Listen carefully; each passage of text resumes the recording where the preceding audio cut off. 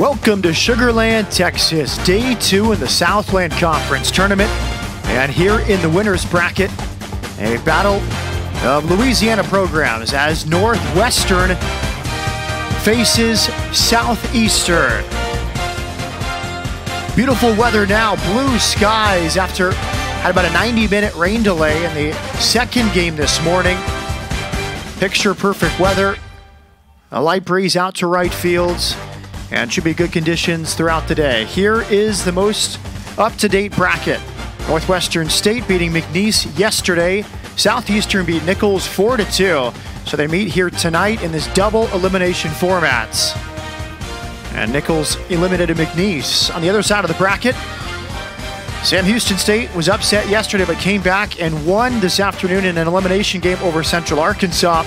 Houston Baptist 10-run ruled Central Arkansas, and they will play in the nightcap in a few hours from now. We are set to go. It's Josh Green facing Quan Atkins, and the first pitch misses outside. Just underway at 5:01 p.m. here in Sugar Land. Atkins in from the left side. Green works from the stretch and comes home, and it's foul back towards the screen. Atkins, a very good season. As we take a look at the batting order, Atkins, Fry, and Smith, a very formidable front three. Fry, the Southland Conference Player of the Year. Atkins hit .336 this season. Plus 23 walks. His on-base percentage at .415. He bounces this one over the mound. Cody Gross to his right. Sidearm throw in time. Atkins retired, 1 out in the first. Catcher number 1, David Fry. Here's David Fry, announced on Monday as the Southland Conference Player of the Year as we look at the Southeastern defense. Green and Wassinger is the battery. Gross and Bro up the middle. Avon's the center fielder.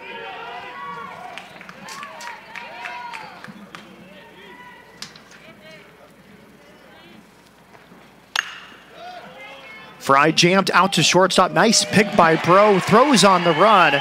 And Fry retired on one pitch. Fry, .341 average, 11 homers, 51 runs batted in.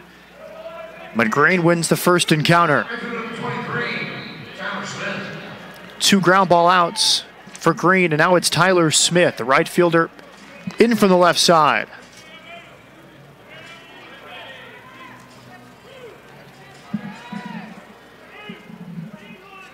Smith hitting .243 this season, but has a good eye, 26 walks. His on-base percentage at .379 as we see a good curveball over the outside. A 4-pitch mix for Green. A fastball sits 89 to 93. A slider curveball combo, plus a changeup and a sinker. And it's tapped foul back towards the screen. The sinker is probably his best pitch. Coach Matt Reiser, the Southeastern head coach, told me before the game the sinker is a big league quality pitch. 0-2 the count on Smith. Base is empty, top of the first inning.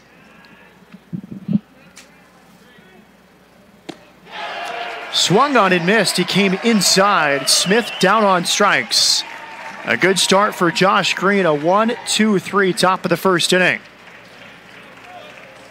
We'll stay here for the mid-inning break as Jerry Maddox heads out to the mound for Northwestern. And this is the lineup he'll face. Southeastern as Gross, Paludi, and Avens in the front three. Then Shrimp, Schwanner, and Wassinger, Taylor, Bro, and Trosclair, the bottom three. Yesterday, Southeastern beat Nichols 4-2. Nichols threatened in the 9th inning. Northwestern won a nail-biter 2-1 over McNeese. So 2 low-scoring games brought these teams here. There's Jerry Maddox. A very good season. 2.11 earned run average. 7-3. It's his 14th start of the season this afternoon. Opponents hit just 187 off the righty. Now Maddox took the loss against Southeastern They met in a doubleheader on April 14th, but he pitched very well. 6 innings, 2 hits, 2 runs, a couple walks, 9 strikeouts. And the 9 strikeouts were his season high.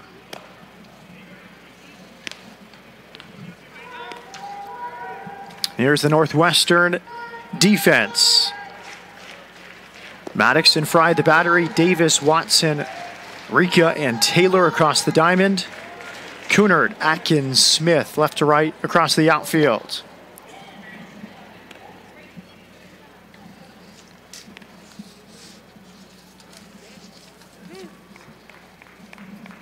Maddox, a very interesting repertoire. 4 very different speeds. His fastball will top out around 92 miles an hour. He throws a slider about 80 miles an hour. His changeup is around 70, but the most notable pitch is 60-mile-an-hour curveball. His teammates call it legendary. And Matt Reiser said it's the slowest curveball they'll see all season. So something to keep the opposition off the fastball. Here's Cody Gross. Leadoff man. And second baseman stands in the bottom of the first.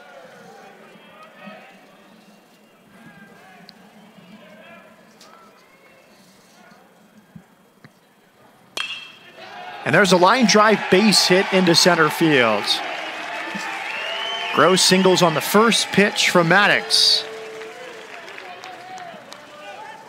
A stolen base threat at first base for the Lions. Right out over the plate. A short swing from Gross. Well, the Lions like to put pressure on the opposition. Coach Matt Reiser coaching third base, flashing through the signs.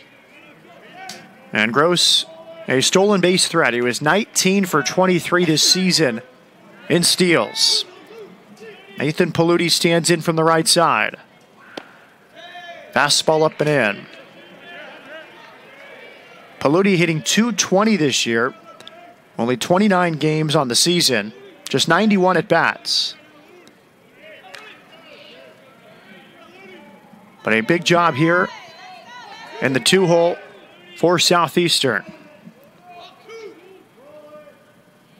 Gross is running, and it's tap foul right at home plate. A contrast in styles between these teams. Southeastern likes to put pressure on the opposition. They like to steal bases, manufacture runs. Northwestern is more of a slugging team. They like doubles and homers, extra base hits. But if you look at the Southeastern lineup today, they have 6 different players with double-figure stolen base totals. Gross is not running, and the slow curveball misses low.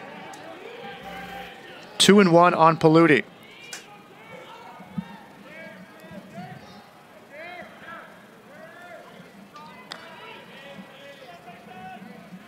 First ever appearance in the Southland Conference Tournament for Jerry Maddox.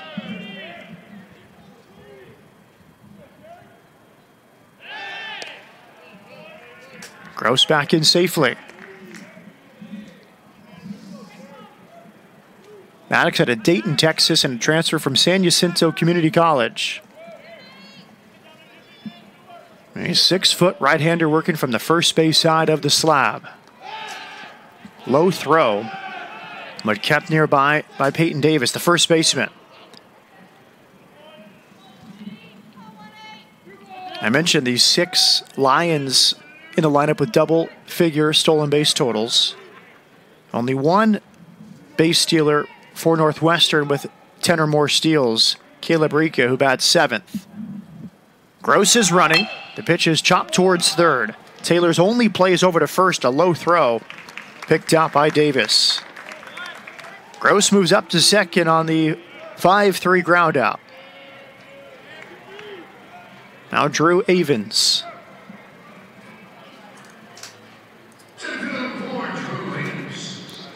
Avens having a great season, batting .332 for the year. 10 homers, 13 doubles, 43 driven in.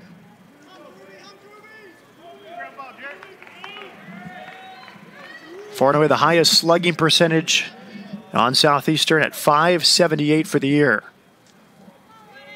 A man in scoring position, Cody Gross, and Maddox will talk it over with his catcher, David Fry. Now, Fry, the first baseman yesterday, behind home plate today. That's typically how Northwestern does it. Fry will catch the middle game of a weekend series. So after the win yesterday, he goes behind the plate.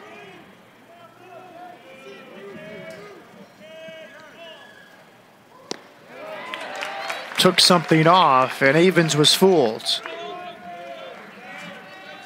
0-1 the count.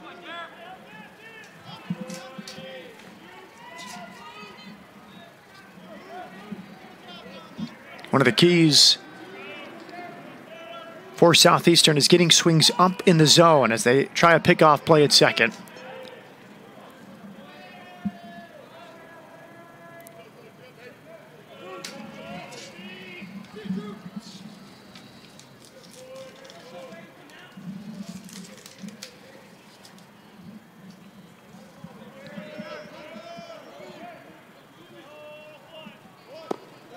A bunt is shown and the pitch misses inside. A couple of changes in the Southeastern batting order from yesterday. Mike Taylor, the DH, enters along with Trenton Tresclair. And Coach Reiser told me before the game this is the more traditional lineup. They had a few changes as they faced a lefty yesterday. Here comes the 1-1. An outside strike. The inside pitch was called a ball. That one looked outside. It was called a strike. Perhaps that was what Avens was asking the home plate umpire this afternoon. Chuck Bussey is the man calling balls and strikes. Another outside target. And that one just off the plate. 2-2. Jason Blackburn's the first base umpire. Ken Langford's at second.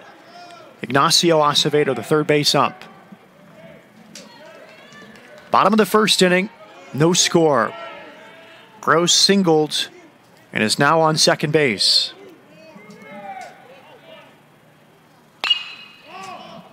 Fouled off behind third. And now will reach the seats.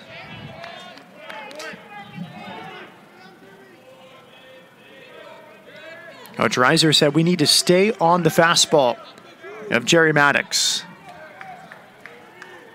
He has the 60-mile-an-hour curveball. Said he likes to throw the slider with 2 strikes.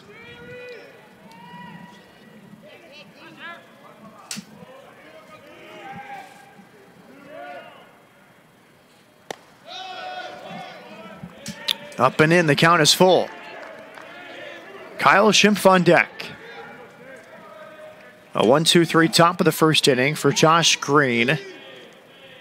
Maddox has worked from the stretch from the second pitch onward after the first pitch single from Cody Gross.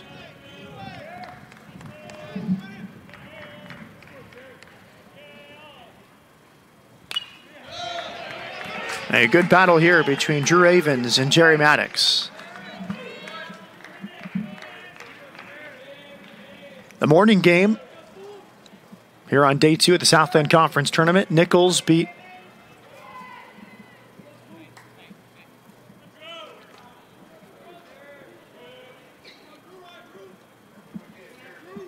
McNeese by a score of 10-4.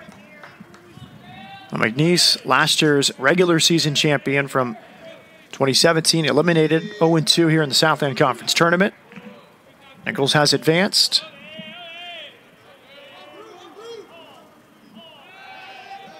And a look back to second. And Gross obliges.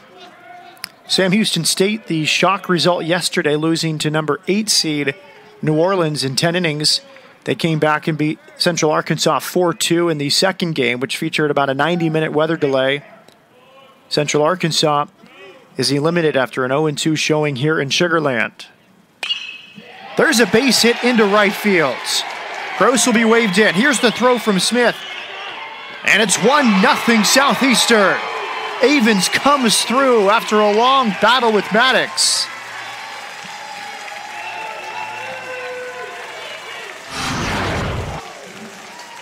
right out over the plate. And Avens ripped it into right field. With Gross's speed, he scored easily.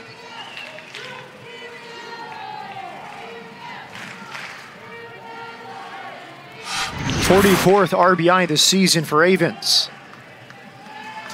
There's Kyle Schimpf.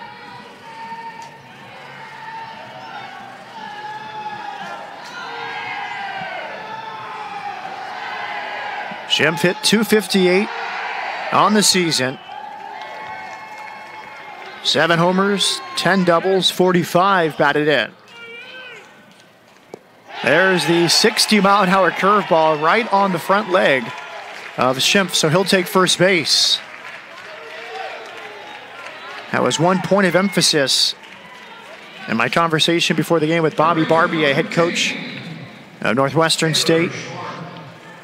He said, Southeastern will stay on top of the plate. You want to pitch in, but not too far in. Schimpf takes first base.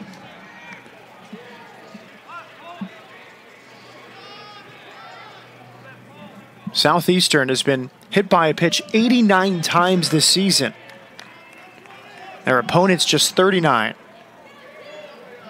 A team on-base percentage of .374 for Southeastern.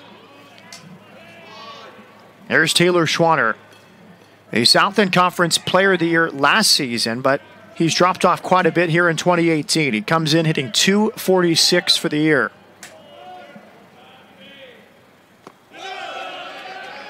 Slider drops low.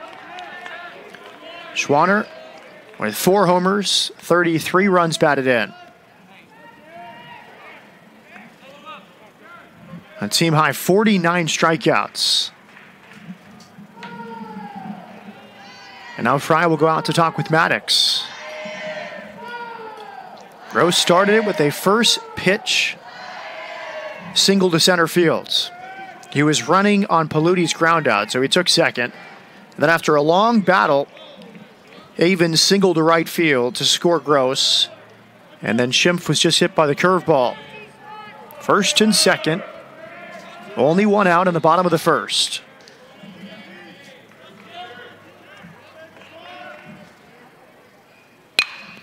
Schwanner rips it foul right past Coach Matt Reiser. 1-1 the count.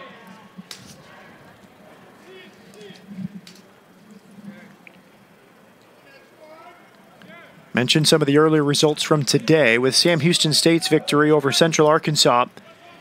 They advance to another elimination game tomorrow at noon against the loser of tonight's game, the nightcap HBU against New Orleans. That will follow this game.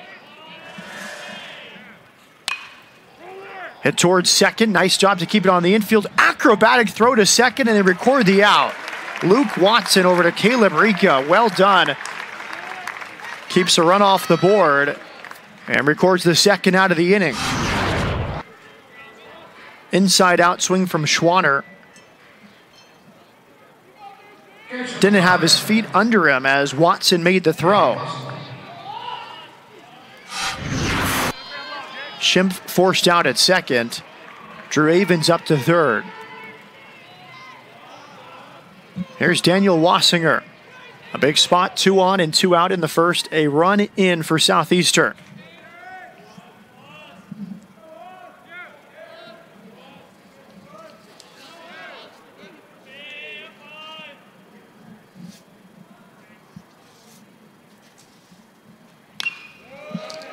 Foul back.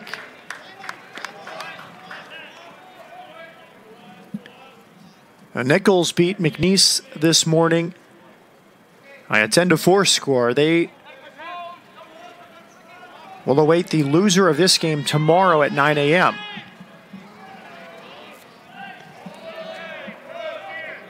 The winner of this game plays in the 4 p.m. game tomorrow against the winner of that 9 a.m. game.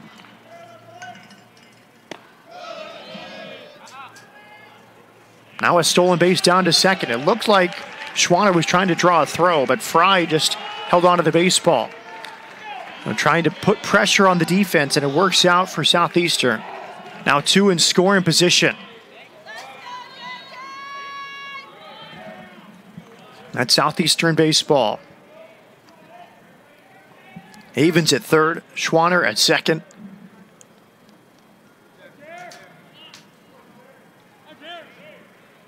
Maddox trying to limit the damage to 1 run.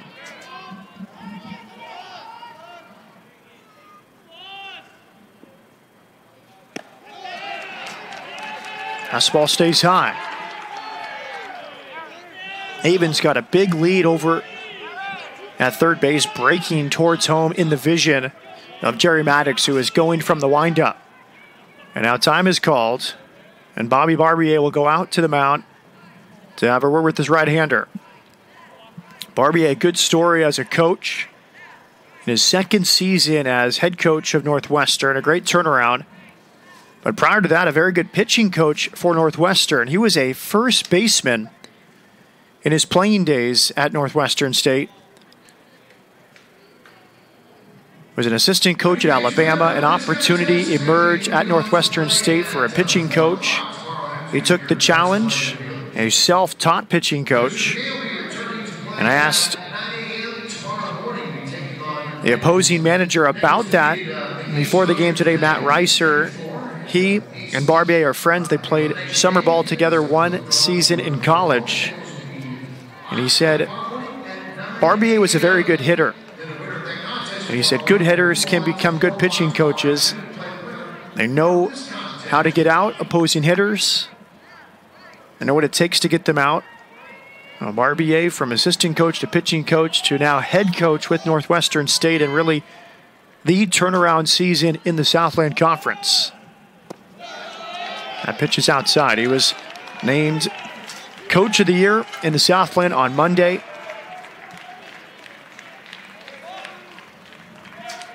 From 20 wins a year ago to 32 and counting here in 2018. 3-1 the count. And there's ball 4. Wassinger, a good at-bat. And the bases are loaded for Southeastern.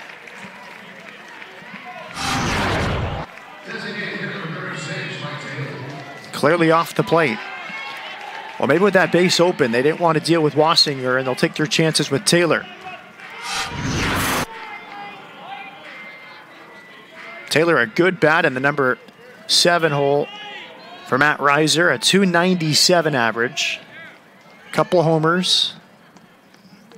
And like most of the others in the lineup, he can take a walk. 18 on the season.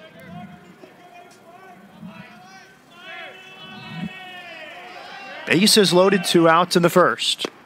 Fastball right there for a strike. I mentioned the hit-by-pitch disparity in favor of Southeastern. Walks are a similar story. 268 on the season coming into play today. Their opponents just 137.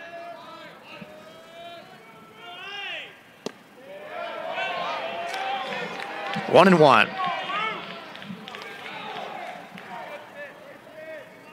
As a team, they've drawn twice as many walks as their opponents. They've been hit by pitches at more than a 2-to-1 ratio than their opponents as well. And now time called at home plate. Havens is at third. He had the RBI single. Schwanner reached on a fielder's choice and stole second. Wassinger's at first base after his walk. And that stays high.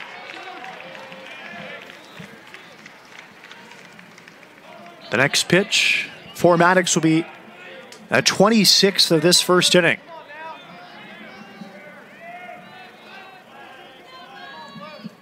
Outfield relatively shallow.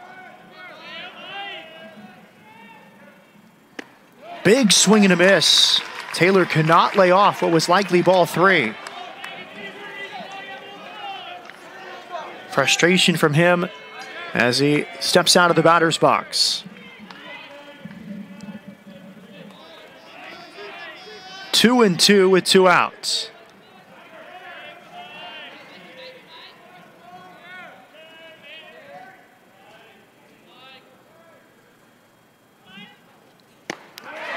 And he couldn't lay off Another time, 2 straight high fastballs, and Taylor goes down swinging.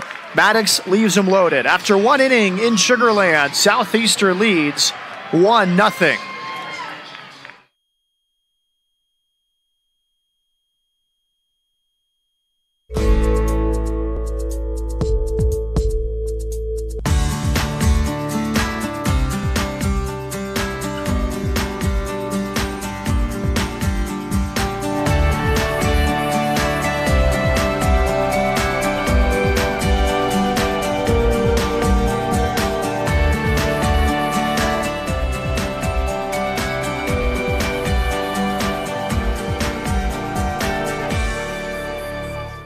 Dedication. It is more than a slogan to us. It's our commitment to you. We strive to help you become who you want to be, who you can be. You will graduate from Northwestern State University prepared for a career, prepared for life. A university experience founded on 130 years of tradition, laser focused on your future. Northwestern State University, dedicated to one goal, yours. Welcome back to Sugar Land as we go to the top of the second. 1-0 Southeastern. Matt Peterson with Robert Nagley, the former outfielder with Lamar and HBU. And both of these teams, Robert, played low-scoring games yesterday, so pitching and defense seem to be the name of the game. Yeah, it's going to be interesting. Both these teams are top 1 and 2 in pitching in the Southland Conference. And, you'd mentioned about the fact that Southeast made Maddox work a little bit, and that's what they do. They get on base, they steal. I was looking at their numbers as far as steals. I mean, that's something you have to take a double take at and realize that's what they do. Their batting averages aren't really up to par with the other teams, but when you do things like get on base and move runners over, that's why you're in this position. Well, we saw the stolen base threat last inning, including the delayed steal from Schwanner, but nice work to get out of it, limiting the damage to 1 run for Maddox. So here we go in the second. JP LaGreco, the DH, stands in from the right side for Northwestern State. We'll see how Green responds after his team gave him a lead here in the second. And a fastball over the inside. Yeah, we saw this yesterday, Sam Houston State versus UNO, where the pitchers are trying to work that inner half right at the beginning of the at-bat just so they can, work some soft stuff away. There were a couple lefties yesterday, obviously a right-hander here, but here he is again, coming right inside. 1-1 the count. Coaxed a couple ground ball outs in the top of the first inning. LaGreco hitting .290 for the year. 10 doubles, 4 homers. Good pitch right there for a strike. Nice slider right there to stay ahead at 1-2 now. Yep, you see him buckle right there, split second. Yep, he knows it's coming now.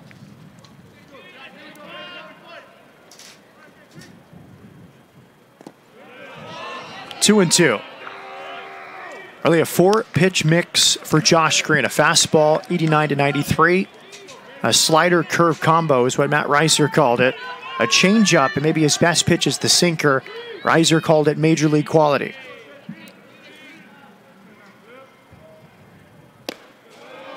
Good spot there on the outer half. We saw it yesterday, is that on 0-2s and 1-2s, there were a lot of pitches. A lot of the runs were scored yesterday on the 4-3 outing with UNO taking it against Sam Houston State. A lot of those 0-2, 1-2 counts were hits, were RBIs, where it's a throwaway pitch.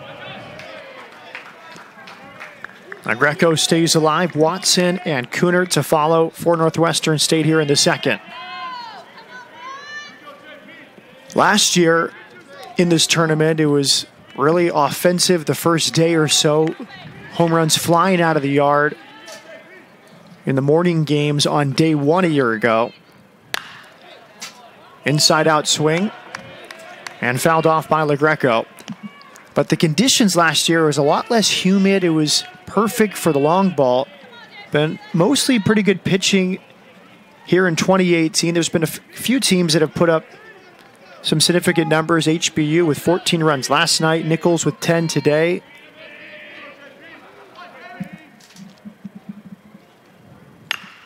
As you mentioned, you factor in some rain. Yesterday, I'm looking at the flags right now. They're blowing, kind of swirling around a little in. Yesterday, they were blowing out to right just a little bit, nothing crazy. But, this is a pitcher-friendly ballpark besides left field. You can get it over there at the Wells Fargo Picnic Plaza, but, the home run derby would beg to differ, I guess.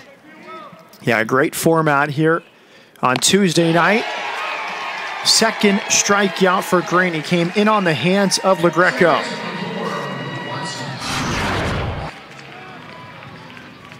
Yep, handcuffed in there. Tried to get his hands through right there, but it just wasn't enough. You saw that filthy slider early in this at-bat, so it's wondering if it's in his head of like, hey, look, here we got 2 strikes. I got to protect on something middle away on a slider, and he just came right inside. Looked like the sinker with the movement back towards the right-handed batting LaGreco. Little Mariano Rivera there. Wood bat would have shattered that. It's Luke Watson now for the Demons. .287 average on the season. 2 homers, 18 batted in.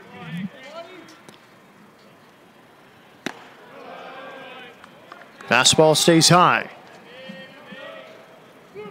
What a matchup we have here. We got 2 teams with 34-plus wins, an at-large bid.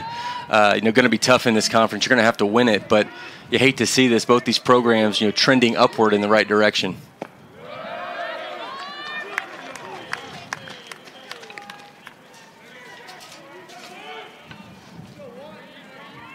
Had a good conversation before the game with Bobby Barbia, head coach Northwestern State, about their turnaround. 20 wins a year ago, 12 more this season, an opportunity to add to that total, as it's now 3-0.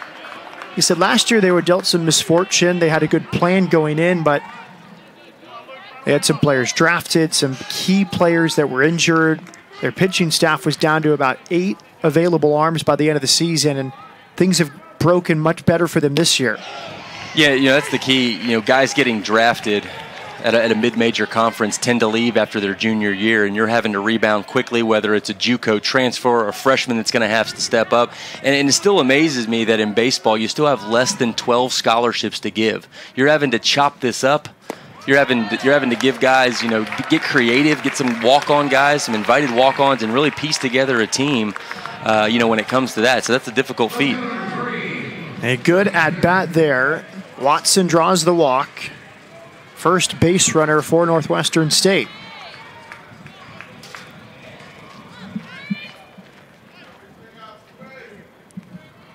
Now it's Lenny Kuhner. Right-handed batting left fielder. Comes in hitting .250 for the year.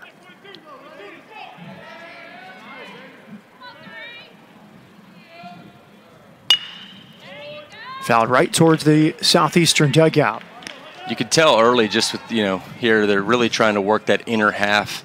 Looks like Northwestern State's kind of crowding the plate a little bit, so they're trying to back them off the plate. We'll see if they go to something soft here. It's Matt Reiser, head coach of Southeastern. Boy, there are some young, talented coaches in this conference. I mean, there is, from Reiser to Deggs. I mean, the list goes on of coaches that are a couple years in. Hey, Blake Dean last night gets the big win over Sam Houston State, an 8 knocking off a 1. So, these coaches here, are cutting their teeth here and showing it. Swing and a miss, snap throw down to first. Back in safely as Watson.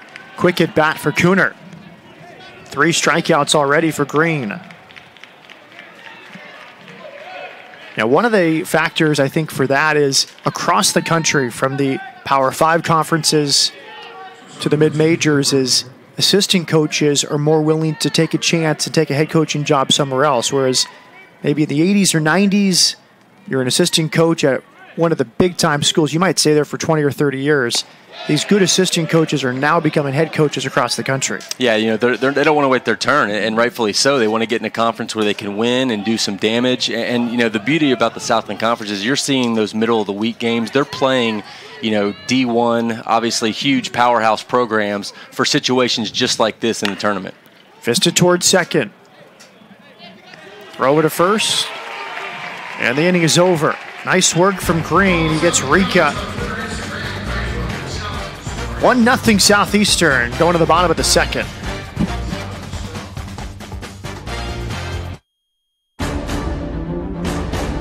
Honoring all-around excellence in men's and women's collegiate competition. Every division, every sport, the Learfield Directors Cup. The prestigious award continues its reign as the crowning achievement in college athletics. To follow your favorite team, like us on Facebook, find us online and on Twitter. The Learfield Directors Cup. The NCAA College World Series returns to Omaha. Catch the CWS action and style with the NCAA experience, powered by Prime Sport. Enjoy premium seats, pre-game hospitality, and create memorable moments. Make memories that last a lifetime with the NCAA experience. Be a VIP. Visit ncaa.com/CWS.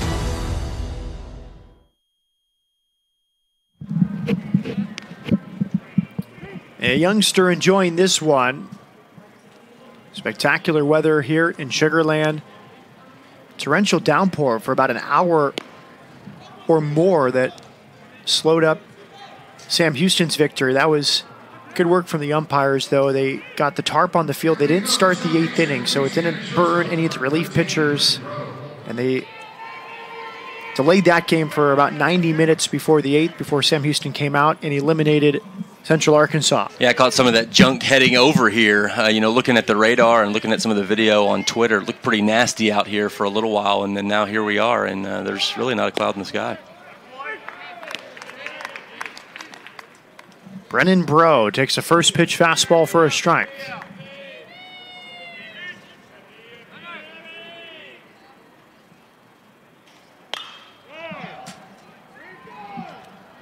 Quickly 0-2 on Bro, a .229 hitter.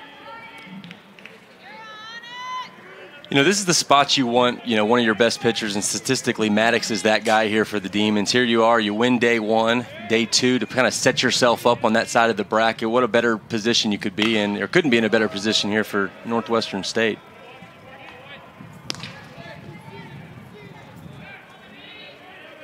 Southeastern with 2 hits in the first inning, equaling what they did against Maddox when these teams met back on April 14th. 6 innings, only 2 hits allowed, but he did walk 4.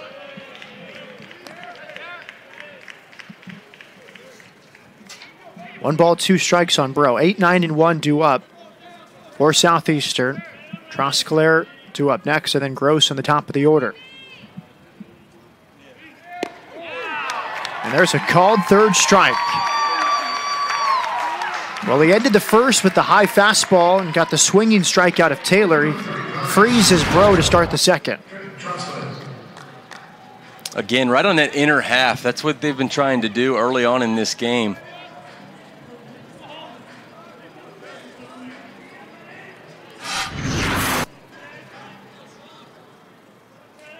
Now Trenton Trosclair in from the right side. Hitting .207 this season. And there's the 60-mile-an-hour curveball. What a big difference. I mean, you're seeing something in the upper 80s, low 90s, and then you see a curveball come like that. It's almost like a slow-pitch softball.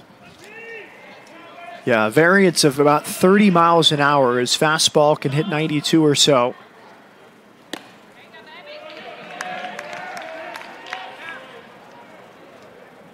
Southeastern, just patient hitters. You don't have 272 walks on the entire season if you're not a patient hitter and truly trying to work the count and get the pitch count up.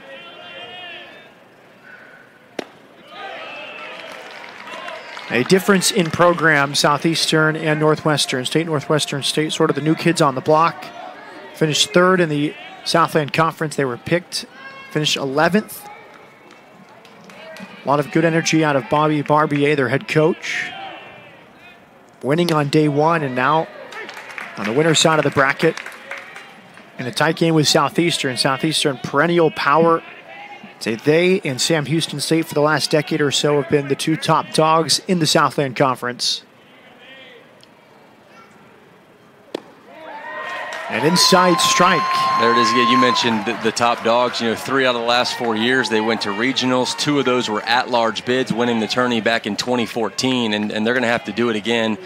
This year is what it looks like, which is sad when you got a conference that there's 3+ teams that have, or 3 teams that have 34+ wins.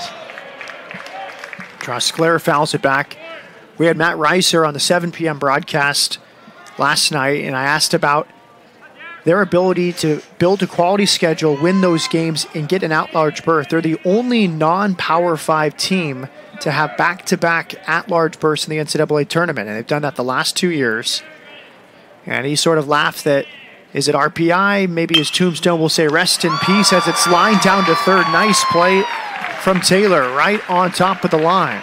That's impressive, what you mentioned with what Reiser said. How do you balance that out? Do you have these midweek games against the LSUs, the Ole Misses of the bunch, where you want to get some freshmen and sophomores some work, but ultimately, on the weekends you have your Friday, your Saturday, Sunday starter. Those games are tune-up games for situations like this. Who are you going to put in out of the bullpen first? Who's going to come get some guys out later on in the games, or if it goes extra innings, which we saw last night, Sam Houston State and UNO. Cody Gross takes up and in. And I think for someone like Reiser, a veteran coach in this league, it's about winning series. And the only series they lost was against Northwestern. And among Southeastern's series win, they took 2 out of 3 in Huntsville against Sam Houston State, ending a long run of Sam Houston State dominance at home in conference play. I think 19 or 20 straight series wins in Huntsville. Slow roll to the right side. Davis over to first. A 1-2-3 inning for Maddox. To the third in Sugar Land. Southeastern in front.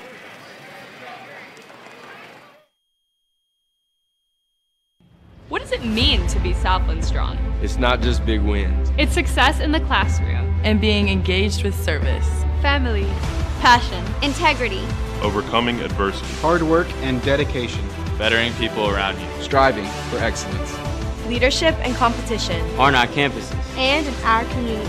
We are Southland Strong.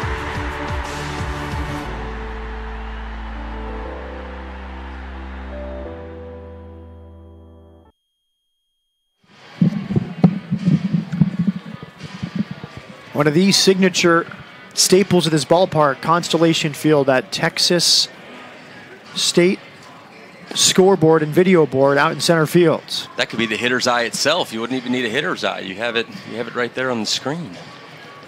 Yeah, beautiful ballpark here just south of Houston. Become the regular home of the Southland Conference Tournament. Yeah, and what a great place to have a tournament. I mean, this is, if you haven't came out to Constellation Field, what a perfect time to come out and catch some college baseball. I was talking yesterday to Bruce Merchant, and I've came out here to watch some games with the Skeeters, brought my 3-year-old son out here. If you look out in the exterior, there's just loads of stuff to do for kids out here. And you can get away from work or take a day off. The tournament is a great way to watch several baseball games in a row. 9 a.m., noon, 4 p.m., 7 p.m., the format. Now, weather is delayed today's action. So this game started right after 5 o'clock. But if you're ready for some baseball, take in 3 or 4 games. Do they have any crazy rain delay, tarp dance-offs or anything? Anyone doing anything crazy running around? Was it any viral videos? Not that I saw, but I think emotions were high. It was going to the 8th inning. A 2-run game at that point as it's bounced right back to the middle and a base hit for Peyton Davis.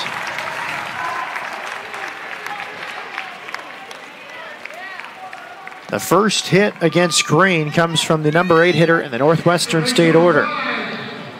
The first baseman's aboard, and now it's Sam Taylor.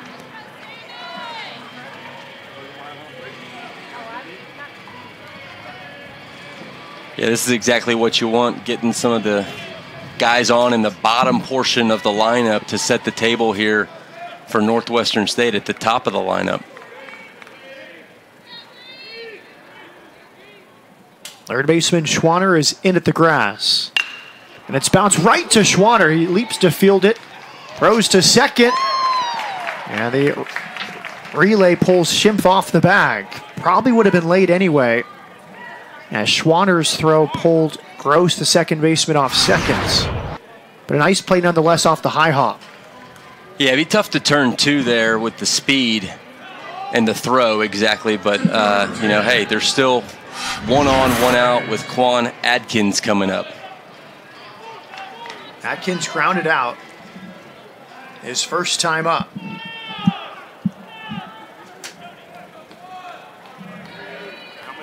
Schwanner stays up at the cut of grass at third and towards the line.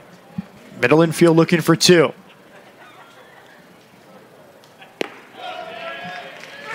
Nice slider right there to start off Adkins. I don't know if you touched on this, but he played wide receiver in the fall. Unbelievable. I mean, talk about, a senior here comes out and plays football. It's, I saw a stat at the NFL draft talking about dual athletes in the first round. 29 out of the 32 pick played two sports, and here you have one right here.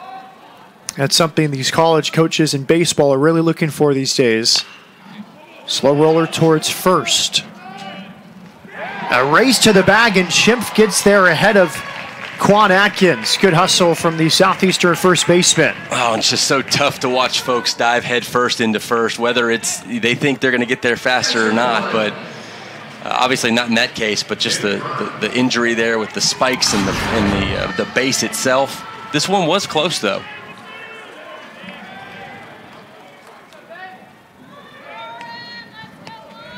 Yeah, the argument there is that you're slowing down diving into first base from home plate versus just legging it out. David Fry now at the plate. He grounded out to shortstop his first time. And Fry, the Southland Conference Player of the Year, is really rewriting the record book for Northwestern State. Already the doubles leader all time, approaching the RBI record. Big cut. I don't know if we have enough time to list down his accolades.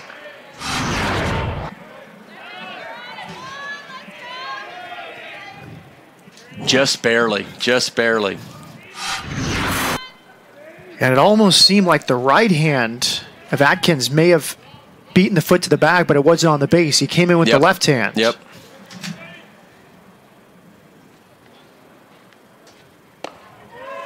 And that stays high.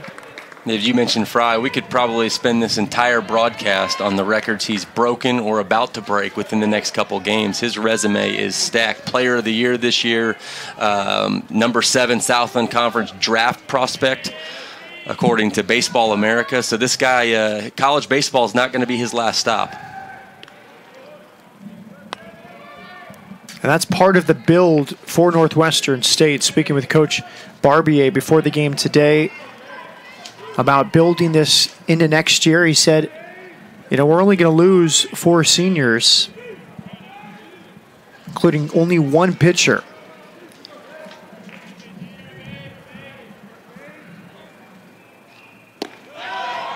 Yeah, that's big. You get a guy that stays at a program for all 4 years and is able to build from that program, and other people see that and want to come to Northwestern State. Fry doing that here his senior year. It's tough to build when you're building. Are you going with the freshmen, or are you going with the JUCO transfers? It's got to be a nice mix.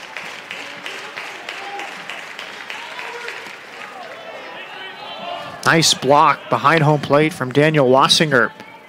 It'll keep Taylor at third. Well, here are the accolades announced on Monday. See a lot of purple there. Newcomer, Player, and Coach of the Year for Northwestern. Yes, and you're seeing Maddox today on the hill. Lifted out to right. Veluti makes the catch. Nice work from Green. He pitches past the leadoff single to Peyton Davis. 1-0 Southeastern as they go to the home half for the third.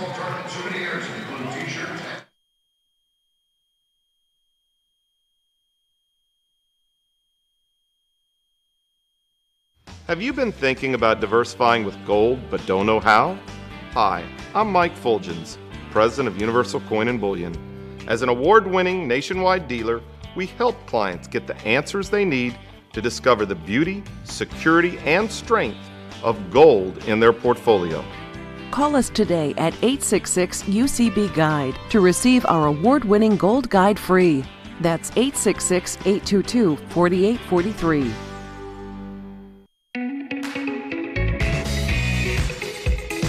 You deserve a bank that's uncomplicated and insightful. A bank that's overachieving, understanding, and always focused on what's important to you. We're that bank, helping you create your success. Mid-South Bank.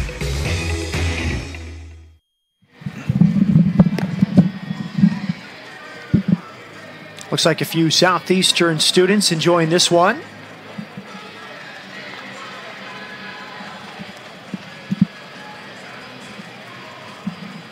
One nothing, the Lions in front as we go to the bottom of the third. Matt Peterson with former Lamar and HBU outfielder Robert Nagley.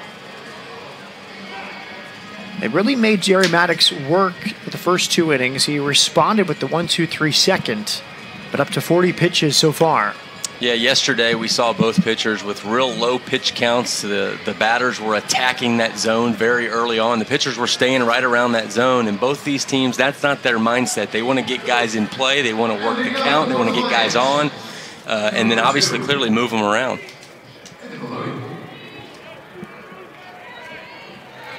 Maddox was a reliever in junior college. One of the pleasant surprises on this Northwestern State team here in 2018. Number 2 hitter Paludi stands in. Takes a fastball high. Yeah, that's a tough, spot, reliever to starter, especially starter to reliever, because it's just scheduled. You know what you're doing. You know when you're preparing. You know when you're running. You know when you're lifting weights. All these things come natural for some of these starters when they get on a routine. And when you're in the bullpen, you have no clue. It's lights on. They're flipping the switch at any moment.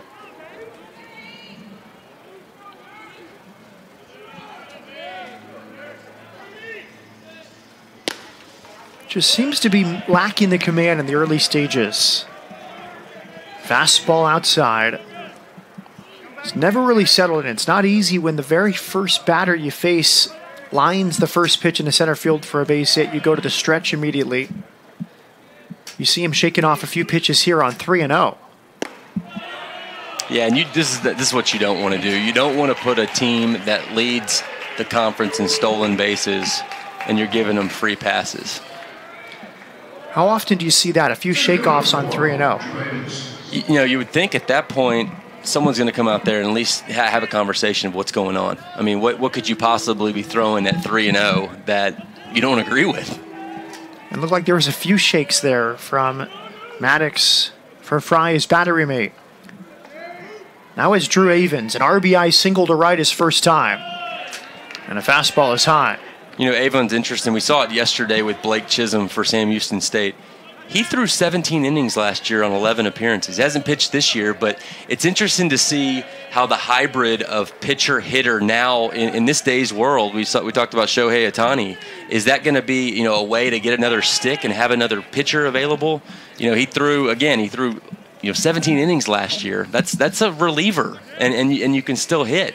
So, when you're building a team, growing up, pitchers were, predominantly the better hitters on the team up until, maybe high school when they stopped hitting, or even into high school.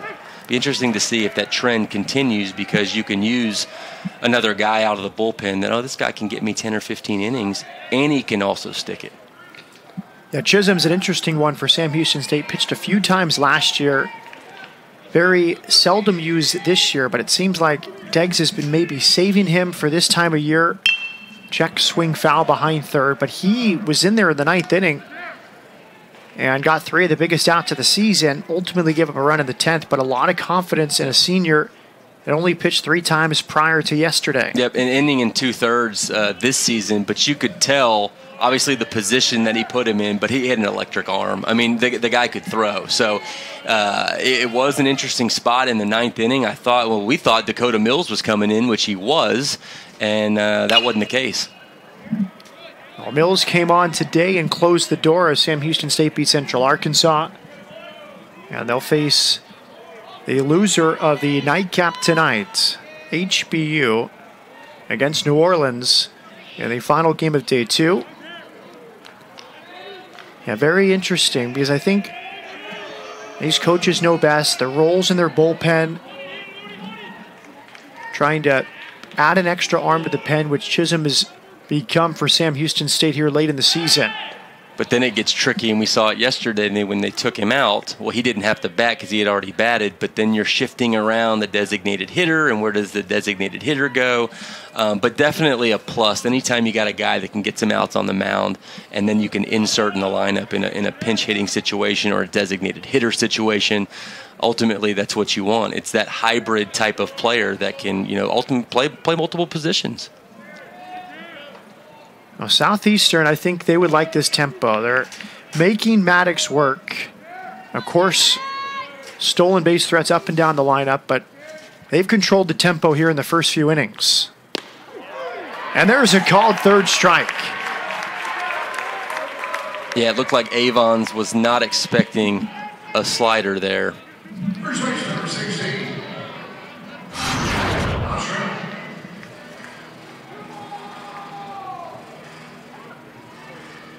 Yeah, kind of backdoored, came back in there. No argument from Avons. No, not at all. Good pitching from Maddox. It was methodical and at his own pace, but sort of feels like the 7th or 8th inning, not the 3rd, with the starting pitcher really slowing things down. It shows the importance here on day 2 as Northwestern State tries to continue their good start here in Sugar Land. Belotti back in with the dive. They only had 3 steals this year. That's a low amount of the Southeastern team. They entered the week with 129 steals. That's unheard of. 3rd in Division I, a program record.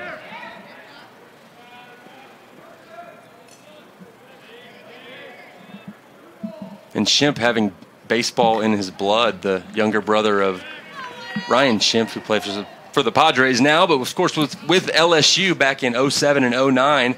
Ironically, his teammate was Blake Dean, the head coach at UNO. Where did that miss? That looked pretty good from It here. did. Maybe a little bit low.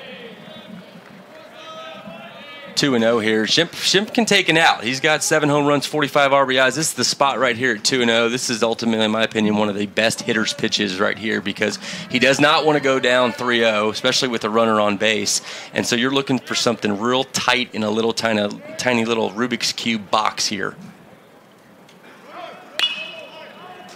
And he got it, and he wants that one back, and he'll get another shot. Into the seats on the first base side. But we saw Maddox accept the sign from Fry. Remember, he shook off the 3-0. He accepted the 2-0 offering that time. But he's walked 2. He's hit another. He's got key strikeouts to limit the damage, but they're making him work like they did back on April 14th when they beat Maddox 4 walks that afternoon.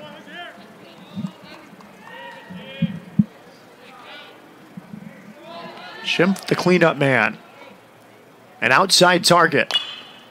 Fouled at home plate. Came inside there on a fastball, it looked like. Wouldn't be surprised here. You saw 2 fastballs that Schimpf was on. Not necessarily that one, but see if he works a little away, a little off-speed pitch here and tries to get him to chase. He tried the slow curve the first time up and hit him on the front leg.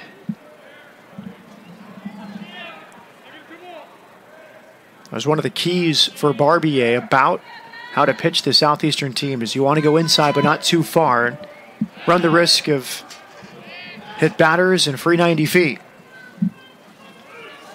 Taylor Schwanner on deck for the Lions. 1-0 Southeastern. They scored their run in the first inning. Leadoff man at Gross singled and came around to score. Beautiful pitch. Looked like a changeup right there. With a fastball delivery, that's the ones that'll get you out in front right there. Here it is right here. Look at this one. Yeah, his eyes lit up. You saw Schimpf's eyes lit up. Thought he was going to get something to hit, and he just pulls the string on that one. Yeah, it's fun as the viewer or the fan or the broadcaster. The changeup is faster than his curveball. So when you watch it, You almost second-guess yourself, but I thought change-up as well. To me, that's one of the underrated pitches in baseball. It's one of the tougher ones to hit because, again, you think you're getting something you can do something with, and you're way ahead of it. Tight slider over the outside. Well, he's getting the swing and miss stuff now. Robert, he struck out Taylor on the high fastball to end the first. He caught Bro looking. That's now 4 strikeouts among the last 7 batters.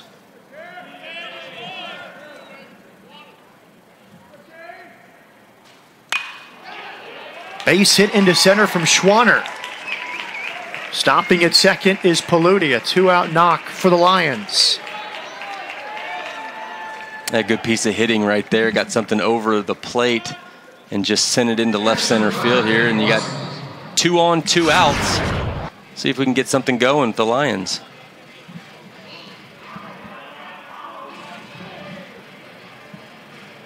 Wassinger, the catcher, walked his first time.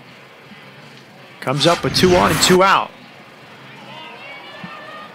56 pitches already for Jerry Maddox. Only 2 outs in the third.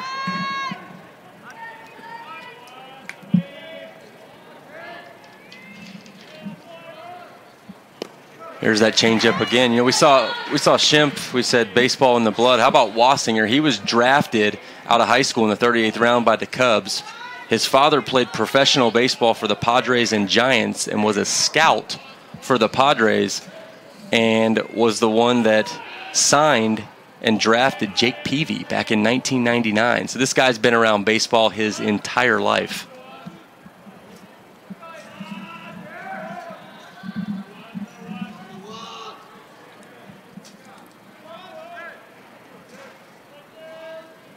Maddox, a lot of attention toward the lead base runner out at second. Another off-speed pitch misses outside. We saw Wassinger yesterday take one left center deep home run over that Jericho sign out there. So he's got some pop.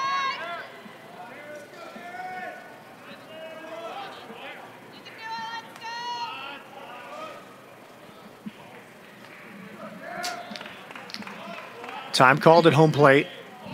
Still early in this game, but worth looking ahead towards the bullpen. And fortunately for Northwestern State, they only used one arm yesterday. Danny Halad got the final 4 outs to get the save.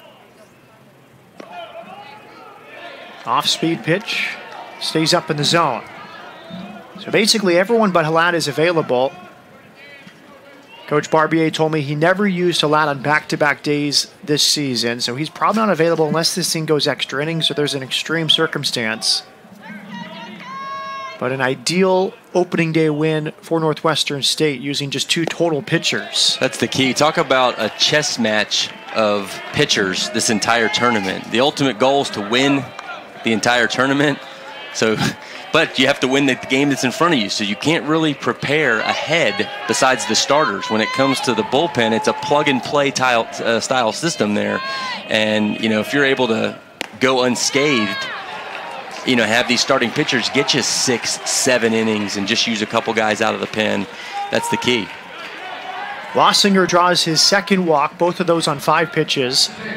From what you've seen, Robert, do you think it's more fastball command that's lacking for Maddox, or he's just trying to nibble and trying to get Southeastern to chase? Yeah, you know, he's right around the zone. You know, his off-speed pitches have looked good. His sliders, you know, his slider is a slow curveball, and his changeup, obviously.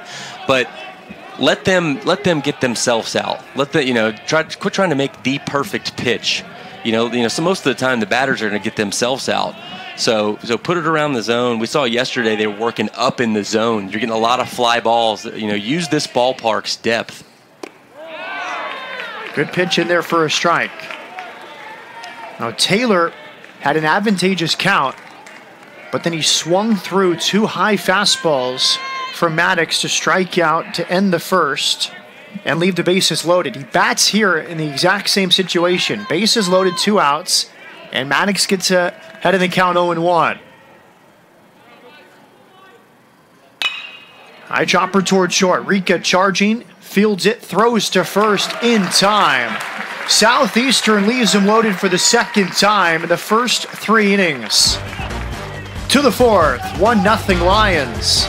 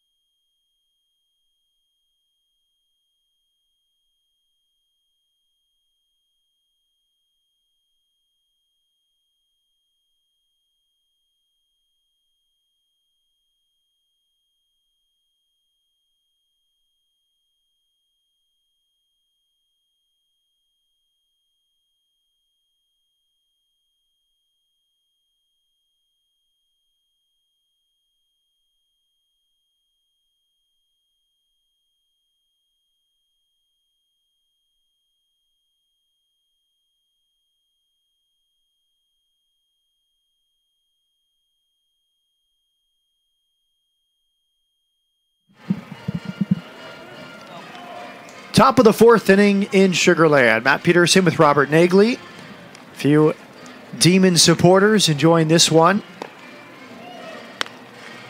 It's been a contrast in styles, Robert. Josh Green has mostly attacked the Northwestern batters. Has faced just 2 over the minimum.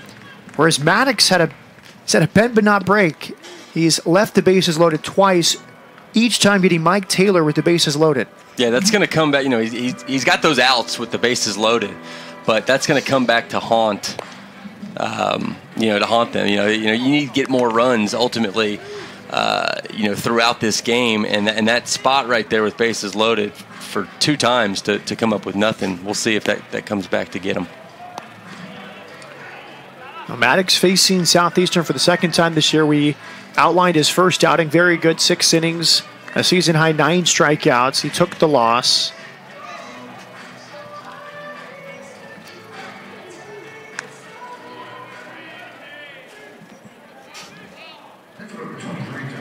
Now they heart of the order for the second time against Josh Green. It's Smith, Greco, and Watson due up. First pitch is outside ball 1. Smith struck out to end the first inning.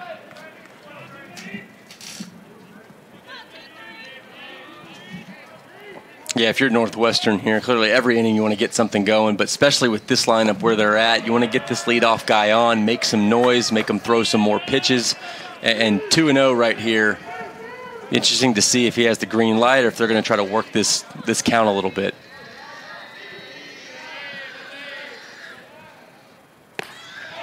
Fastball there for a strike. Josh Green also took the loss in his only game against Northwestern State this year. That was also April 14th in that doubleheader at Northwestern State. So each of these starting pitchers today lost to the opposition in the doubleheader earlier this year. Good off-speed pitch makes it 2-2. And these teams very familiar with each other. I'm sure there was a lot of select baseball in the past with some of these guys, so they know each other very well. Out in front, it stays fair on the first base side. Schimpf over to first, and there's 1 out.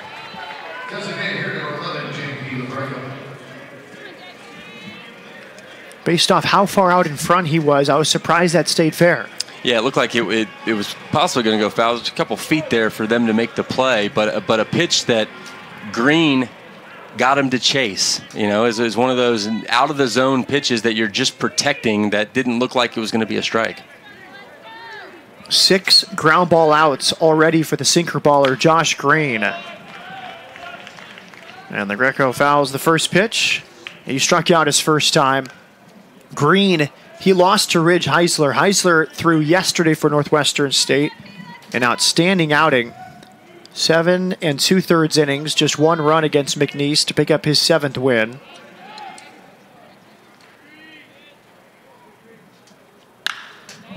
Lifted out to left, hit pretty well. Racing back is Cooner, and he makes the catch in the alleyway. As you mentioned during the regular season when he faced off against Ridge Heisler, that was a complete game from Heisler with no earned runs there. So he he had a phenomenal outing for Northwestern State. So it's not like there was a lots of runs being scored. His pitcher just came in and shut it down. Green went 5 2/3 innings that day, 4 hits, 2 runs, a couple walks, 6 strikeouts. And again, that was the only series that Southeastern lost in Southland Conference play this season. Luke Watson now for the Demons.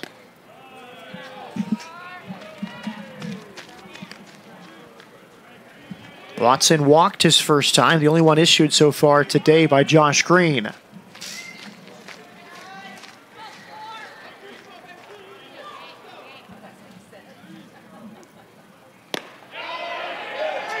That's a great spot right there on that outer half.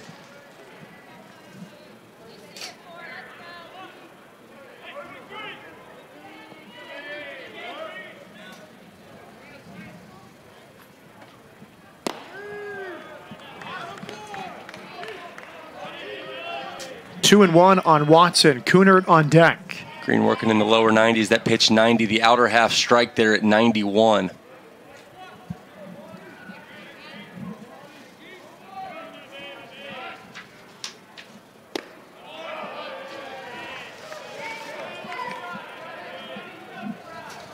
Three and one the count.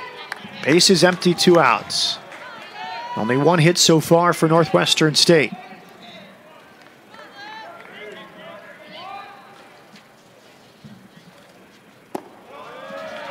His second walk. You know, what's worse than a 2-out hit? A 2-out walk. We saw yesterday that being real vital in getting some things going with 2 outs. Coaches hate 2-out walks, you know, especially when you have the lead. Again, just let them get themselves out. Seemed like a steady diet of sinkers there, and Watson picking that pitch up well. He's been able to lay off and reach base via the walk both times. Inside out swing, Gross has it. He flips to first, and the inning is over. 7 ground ball outs for Josh Green. Southeastern leading by 1.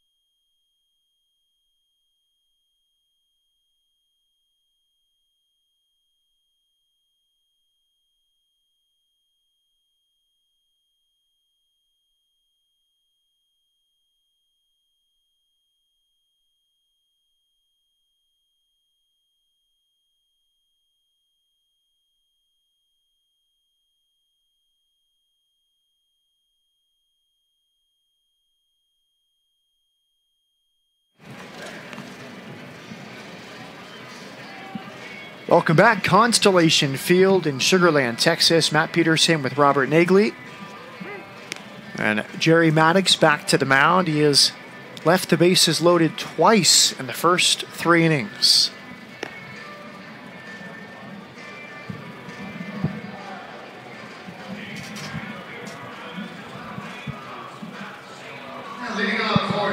Intense concentration from that fan.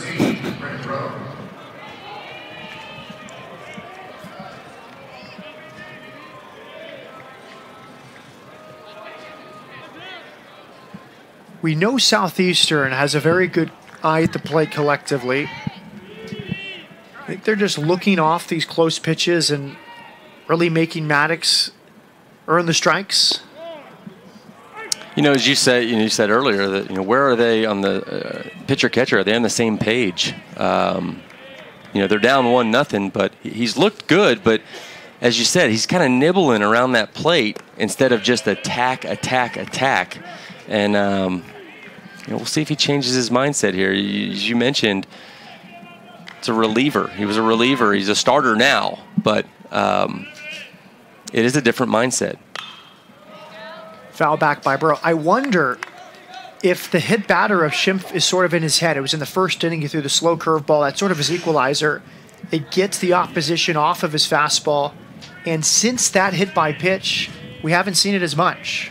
Yeah, I mean, he's worked out of some jams. So to credit to Maddox, as you see a changeup right there, credit to Maddox that he's been in some tough spots with 2 outs and bases loaded and has worked around it. So it's 1-0. So, he's methodically moving throughout this game here at 66 pitches, but hasn't gotten out here in the 4th inning.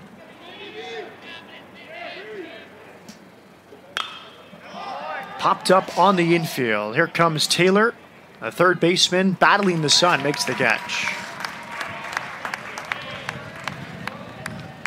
Burrow is 0 for 2. He struck out looking his first time.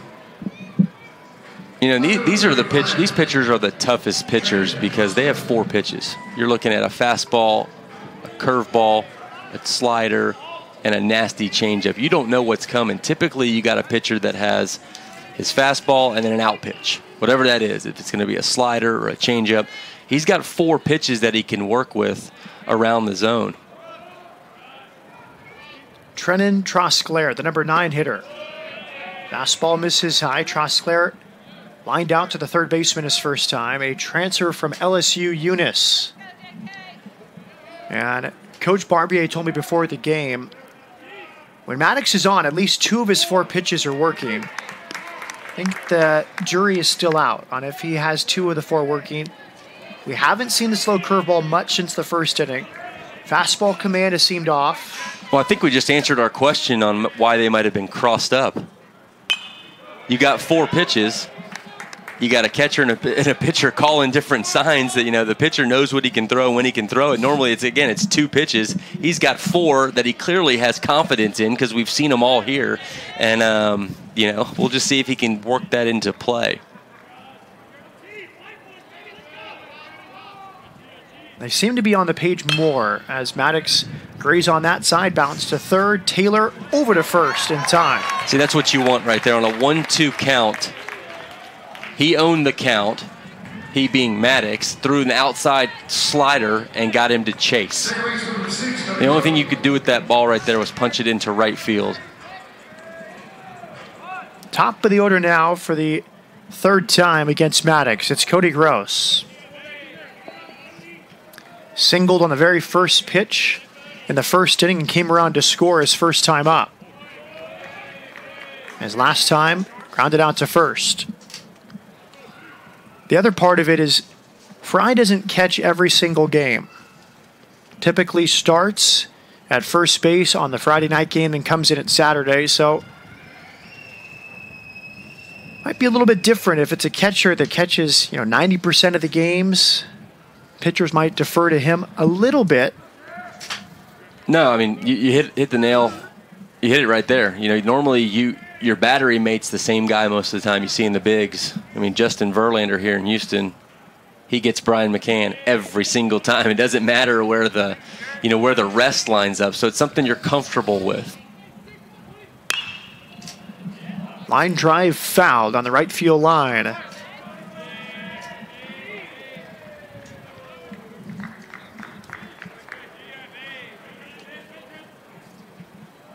It's not often that you look down the lineup with Southeastern and you see double-digit steals for nearly every player. Good range once again. What a play! Luke Watson goes into shallow right and an accurate throw to get Gross.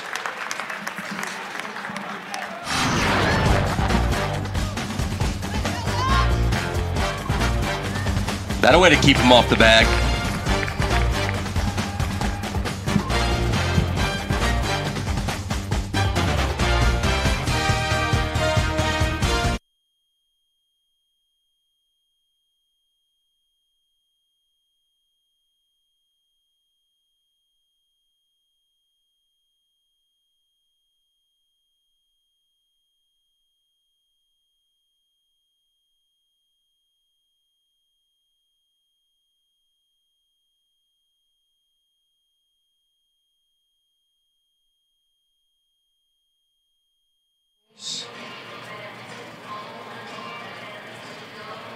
Nichols will face the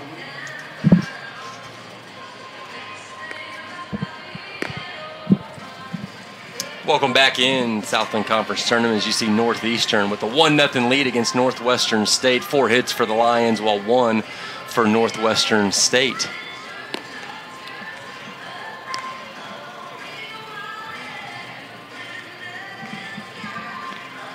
Josh Green getting loose. He's been very good. Limited Northwestern State to just 1 hit. He's walked a couple. The only hit was Peyton Davis, a single back in the 3rd. Northwestern State's had at least 1 base runner on each of the last 3 innings, but unable to cash in. He's been a lot more efficient than Maddox. Only 49 pitches for Green through his first 4 innings. Yeah, this is what you want. You want, like we said, you want a guy to get into the 5th, 6th inning to where you're not taxing that bullpen, and so far Green's been that guy for them. Hasn't really had any adversity. Hasn't had to work out of too many jams or anything like that. It'll be interesting to see when that does happen, how he's able to hold up. Caleb Rica will lead off. It's the bottom 3 in the Northwestern State order. Rica grounded out to second his first time. You got to keep Schwarner honest over there at 3rd. He was behind the bag, and now he's playing a little in front of the bag.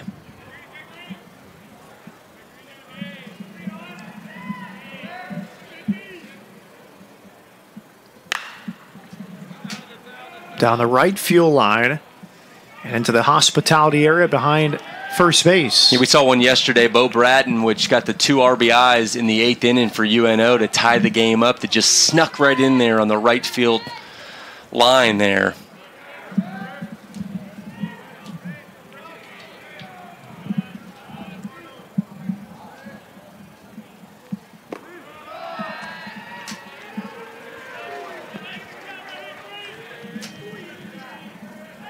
Now Rica, a sophomore shortstop out of Prairieville, Louisiana. A lot of junior college players, but there's a few sophomores that are regular contributors on this team. That's the benefit of getting transfers in. They're 21, 22 years old. They're 3 to 4 years older than those freshmen. They're battle-tested. They've played at programs like Eunice and other schools that have played in big games. Hit hard to short. Backhanded. And a nice throw from Bro, and the tag is applied. What a play. Rica in some pain as the tag came across the face or around his chest, but he may have gone awkwardly with his lower body into first base. Yeah, that pulled Schimpf off the bag, and he was right there. Great play on both ends. Such soft hands, and it was his right foot coming on first base, it looked like. I mean, it was, look what I found. Schimpf caught it, and it was right there. I mean, it was a perfect spot. I mean, he didn't even have to really move back. A very awkward stretch to get to first base from Rica as Davis swings and misses for the first pitch. Nice pick from Bro. Very quiet, soft hands on the backhand pickup as he was moving to his right.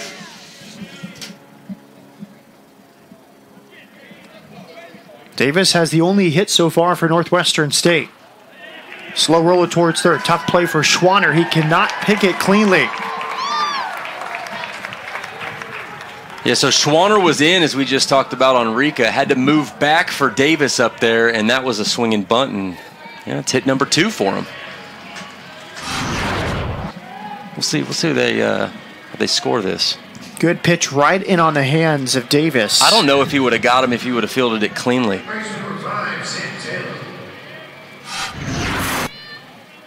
Scoreboard out there debating it. Nope, they're giving him an error. I think it's a good call. I think that's a play a Division I third baseman should make. Not an easy play.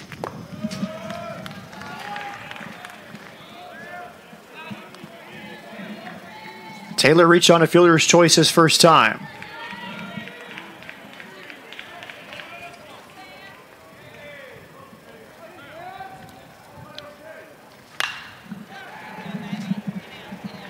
Right to the right fielder, Paludi.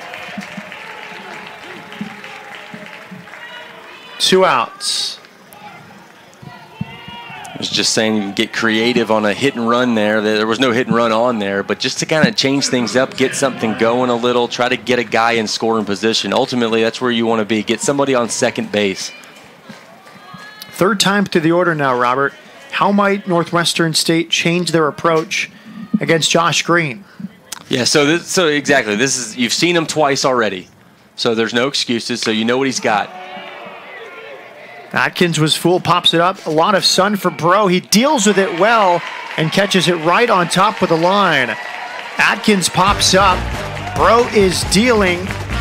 Green is dealing. It's 1-0 Southeastern.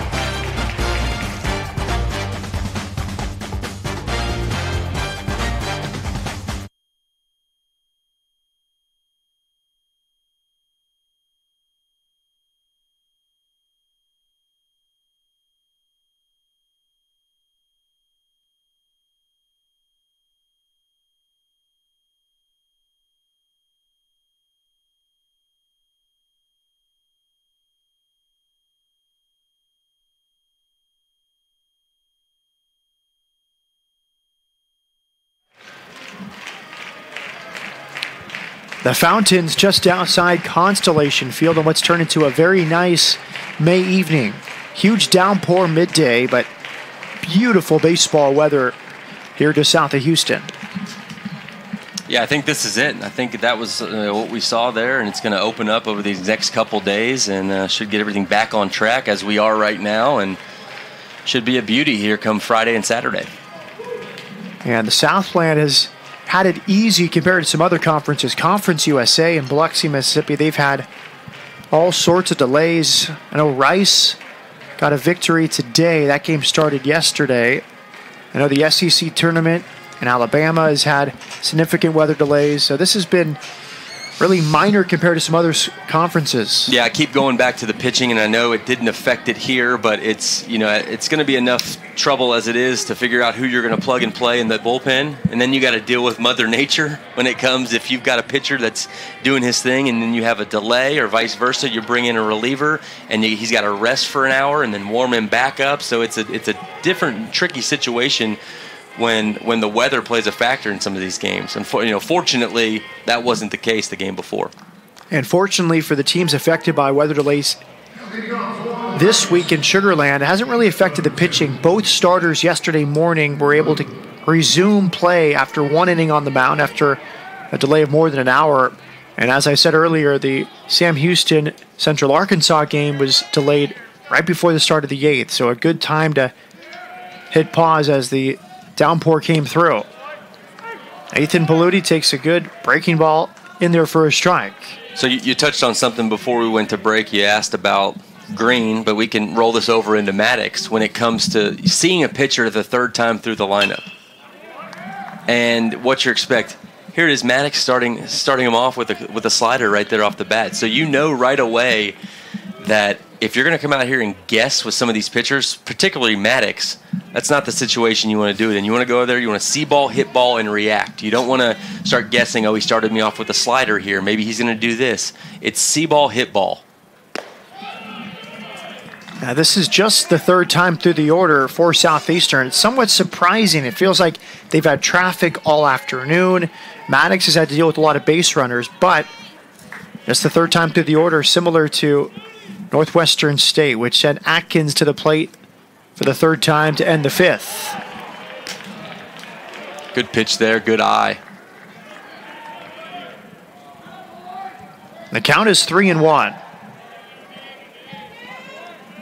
Paludi walked his last time, but he's also grounded out.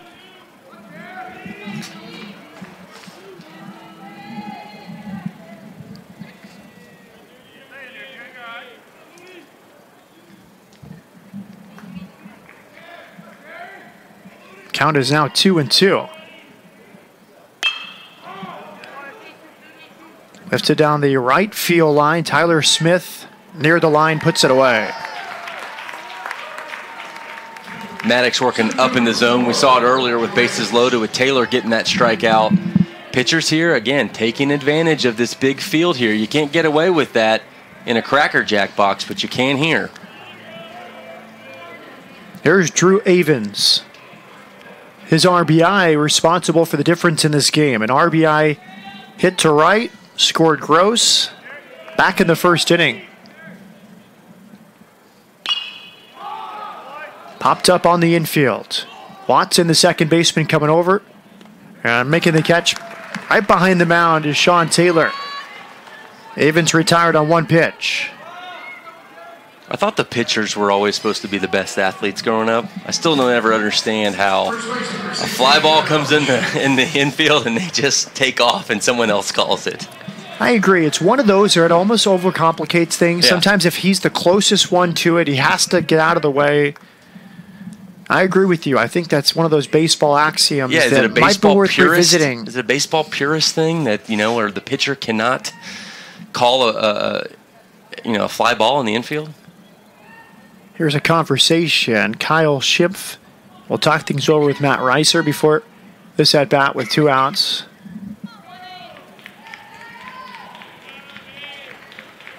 Interesting. Wonder what he could be possibly saying right there. Well, maybe it's work the count, make him pitch, give him some more time is what, this has been a quick inning. He was up in the pitch count. I agree with you. It was a first pitch swing from Avens. He popped up, and they've been at their best when they made him work. They've drawn 3 walks. Another man's been hit by a pitch. Yes, that would have been 3 pitches at that point. So he gets the second one. Nice work from Maddox. Here in the 5th, it's put away by Cooner. He really kept the Lions off balance. To the 6th in Sugar Land. Southeastern leading 1-0.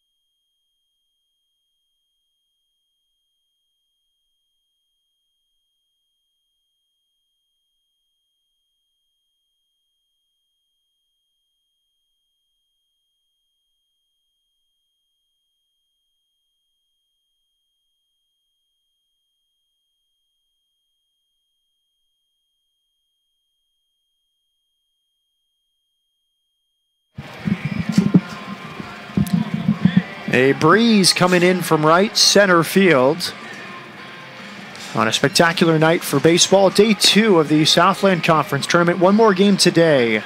HBU against number 8 seed New Orleans. A surprise result so far. New Orleans upsetting number 1 seed Sam Houston State. Yeah, and I saw New Orleans yesterday. You saw Houston Baptist yesterday, and New Orleans against the 1 seed. They were lights out. They were ready to play. It was almost erase the fact that you were taking on the top seed. But Sam Houston State, super regional last year, a target on their back. They played a great game. New Orleans just hung around and hung around and hung around. In the 8th inning, here you are, 2 outs, 2 on, and tie ball game. And then at that point, it's anyone's game. Sam Houston had the tying run on at second base. A long battle. Clayton Harp struck out to end it. And Sam Houston bounced back with the victory this morning to eliminate Central Arkansas. Big cut from David Fry, and he comes up empty. It's 0-1. Now, Josh Green has done well against Fry today. The reigning Southland Conference Player of the Year has grounded out and hit a fly ball to right. Fouled at home plate. We've got 2 of the best hitters in the conference. So we just saw Avon's at bat. You have Fry here in front of you. These 2 are the 2 premier hitters here in this conference facing off against each other today. Well, both these pitchers have gone from reliever to starter, and you can tell with Green working from the stretch. He was the closer for Southeastern the last 2 years as he bounces one, and it's blocked there by Wassinger. But pretty nice for a closer to come back as a starter and have the repertoire of pitches he has. The fastball, the slider curve combo, the changeup, and that devastating sinker. Yeah, the key there is the stamina. They're used to going out there and lighting that radar gun on fire. Lifted out to center. Backing up is Avens. He puts it away. Lighting that radar gun on fire and having a couple pitches, and then you're out of the game. You're not coming into the dugout, sitting by yourself, putting a towel on, putting a jacket on. It's in and out for a closer. So it's a mindset thing. And then, again, preparing. What's he doing the day before? What's his pregame meal? Where's he running? When's he lifting? It's a whole different mindset for these guys that are coming from the pen into the starting position.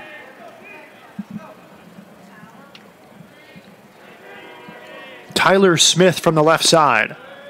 Fastball stays high. Green looking good. He's got that fastball working. He's got that little hitch release. He's starting out early on these hitters.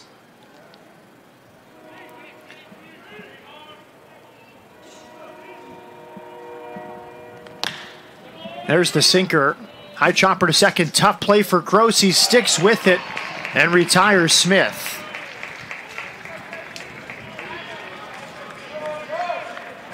And here we are. We talked about this earlier in the broadcast. These two teams, top two, 1-2 in pitching ERA in the conference, and they're not shying away from it right now. You've got 4 combined hits, into the 6th inning right now, and Green quietly, putting his mark on this game with just giving up 1 hit so far.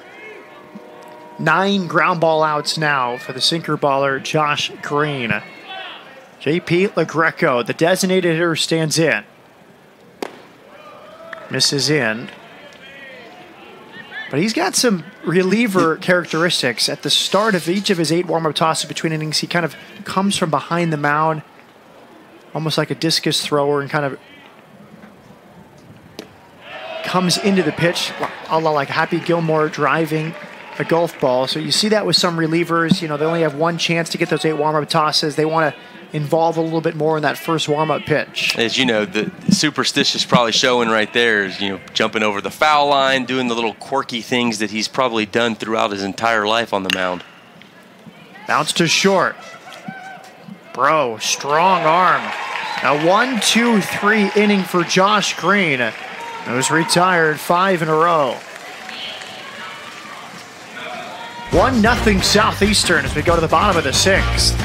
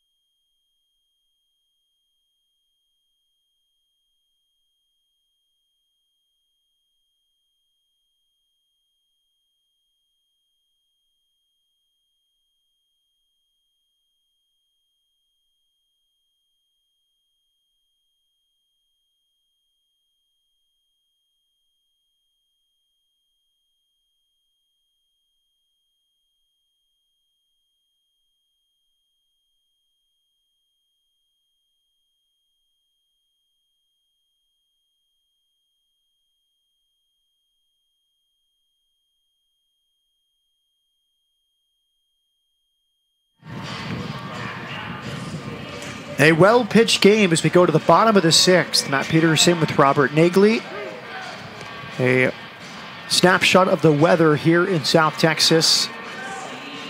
A 90-minute weather delay which interrupted Game 2. A eventual Sam Houston State win over Central Arkansas. This game has been uninterrupted. Spectacular weather, 81 degrees right now in Sugar Land.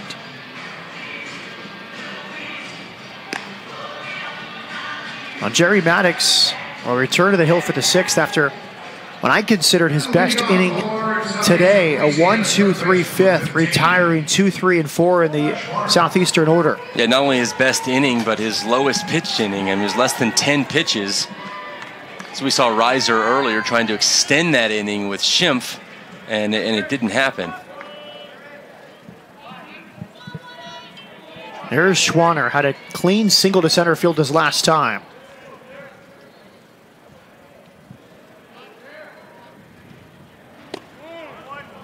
And there's strike one, and there's his improved fastball command. In the early few innings, he was missing with that first pitch, especially the fastballs outside.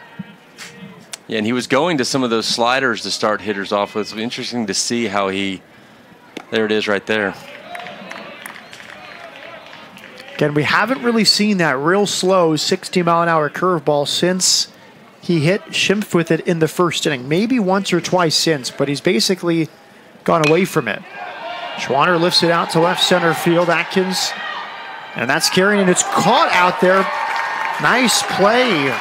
Quan Atkins read it well, right at the warning track, staring back into the sun. That was just a post route for him. You know, hey, post route, go route for Akins out there. That carried a little bit further than I anticipated. I thought that was just going to be a little can of corn there in left center field. But, I mean, they're talking about warning track right there. What a route from Atkins. So you mentioned he played football for the Northwestern State football team in the fall, and now having a great baseball season in the spring as Wassinger takes a called strike. Collectively, Atkins hit 176 his first 3 years, and he comes in to this game hitting 336, a complete turnaround. So you're a dual athlete, and it automatically jumps up your batting average 150 points. Now, clearly athletic to jump on the football field, but yeah, that's a huge gap right there. Normally you don't see that, especially from a junior to a senior. It's more something that happens throughout years, freshman to sophomore to junior to senior. It happens collectively throughout your career. Bobby Barbier was funny. He said, well, it wasn't coaching because we didn't have him in the fall.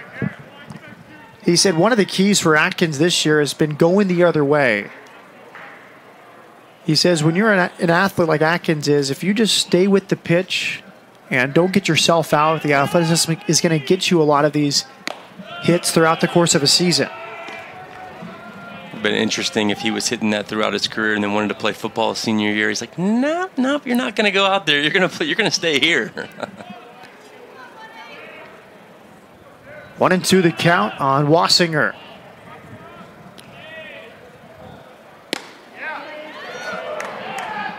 But that's a much better pitch than early in this game. That's a 1-2 pitch by design that doesn't miss by much. Now, if you're going to miss, you want to miss in, not over the middle or upper portion of the plate.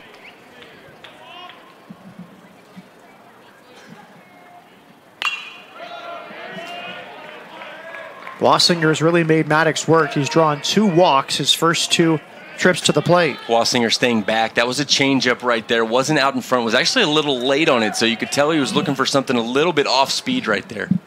See if Maddox notices that and then comes back with the fastball here.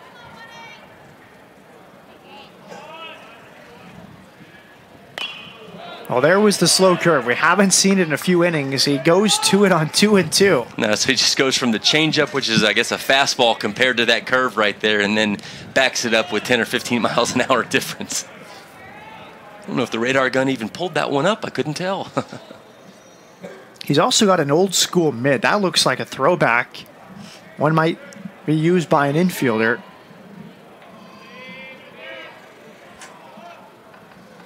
Yeah, the thing looked like it's had some work on it. Just missed inside. Great eye from Wassinger tonight.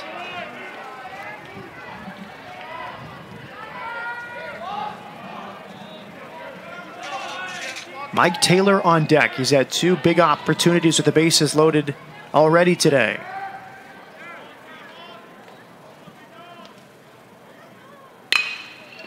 Bounce to short. Rika from behind the bag. 2 outs.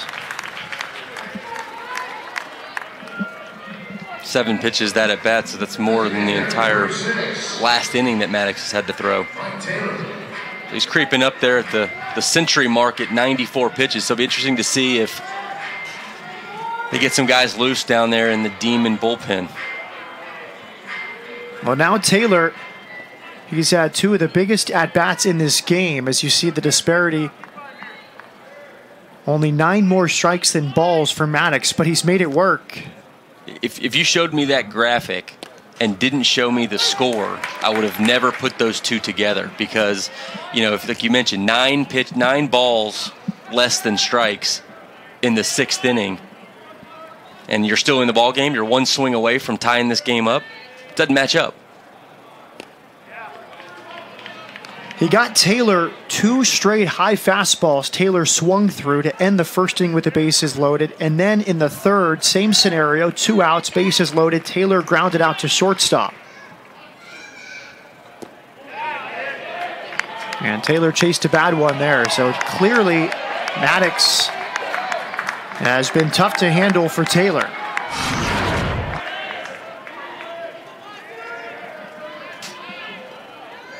They called him at home. They didn't even need an appeal there. As you mentioned, he got him on a high fastball in that first one. He grounded out on a curveball here, and it's a 1-2 count right here. We'll see if he goes back to a breaking ball or something soft. And it comes back to the fastball.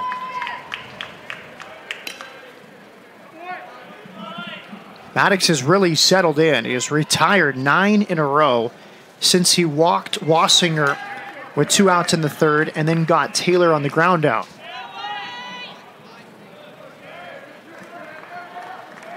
You know, opponents have a 187 batting average off of Maddox, and it's not even close as far as the next guy. And actually, excuse me, a reliever with 9 appearances. There's the high fastball once again, same pitch with which he struck out Taylor in the 1st. Maddox has settled in. 1-0 Southeastern. Next week is Mount Margaret Southland Conference. Sean Collins going to be our best player.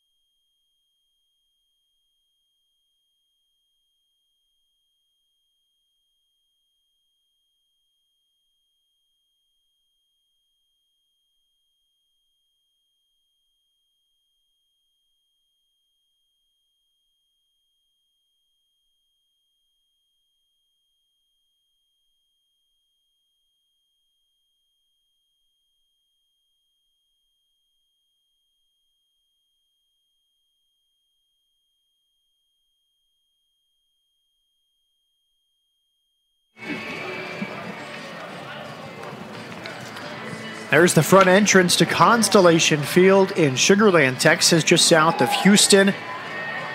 Day 2 of the Southland Conference Tournament. Matt Peterson with former Lombard HBU outfielder Robert Nagley. This has been fun to watch. It's been a chess match. 2 former relievers having to work through a starting batting order 3 or 4 times in a starting outing. Yeah, this has the makes of it of, as you see the relievers running out to the pen for the Lions there, making a sprint from the dugout. Let's have the makings of it coming down to last at bat, 2 outs. I mean, here we are looking at it, 4 hits total through 6 innings. And why would things change? So both pitchers, well, Maddox about to hit the century mark. Green right here at 68 pitches. He could go 3 more innings here. He really can. And Southeastern, which really struggled at the plate against Northwestern State pitching in the series loss back in April. They're making their first inning run stand up as Green gets a swing through from Luke Watson. He's drawn 2 walks this afternoon, the only free passes issued by Green. Yeah, Watson from the Cypress era, just out 290. Here in Houston, played his junior college baseball at Hill Junior College, then transferred to San Jack. Here on the east side, yes, the powerhouse San Jack, and then ultimately now a junior here at Northwestern State. Watson, Kunert, and Rika due up. 5, 6, and 7 in the order.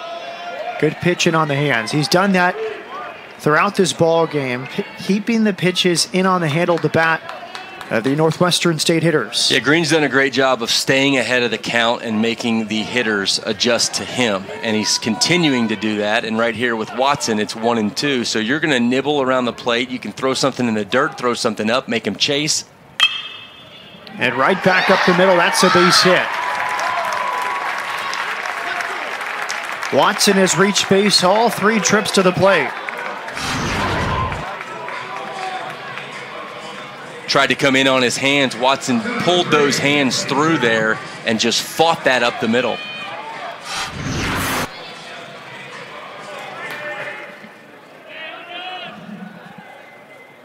Just the second hit for Northwestern State. Now we'll see if they decide to play small ball. It's not really in their DNA. They like extra base hits, playing for a big inning, but they're in the 7th. They might try to manufacture the tying run. And that gets away from Wassinger and a free 90 feet. There it is. That's what you want right there. Likely a pass ball, a catchable ball. Nearly hit Kunert. But Wassinger couldn't catch it cleanly. So Kunert wants just to get something on the right side of the field here. Just something over to second or first or in the outfield to move Watson over to third. You want to avoid pulling the ball. So see if he's going to choke up and really take something to the right side. 1-1. Kunert grounded out his last time, struck out his first.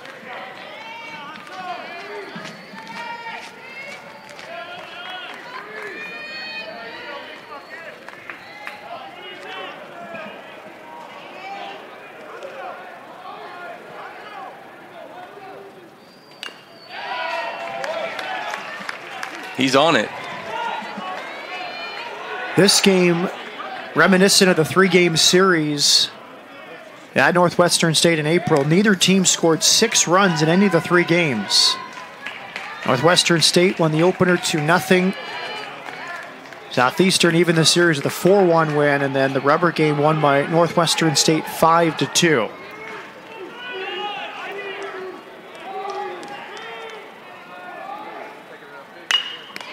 Right back to the mound, speared by Green. He nearly jogs to second himself before flipping to Bro. A line out double play. What a play by Green. Watch this. The concentration on that. That ball wasn't just a little flare. That ball was a liner. I mean, you're going to get a double play regardless. Green could have ran the ball back there, and that's exactly the opposite of what you want to do. Here we're talking about moving the runner over to third. Heck, just stay at second. And, you know, Green gets out of a jam, 76 pitches, and he's a pitch away from right now getting out of the inning at 77 pitches. Caleb Rica flies out to right on the first pitch, put away by Paluti. Spectacular defense from Green, helping himself out on the line drive from Kunert.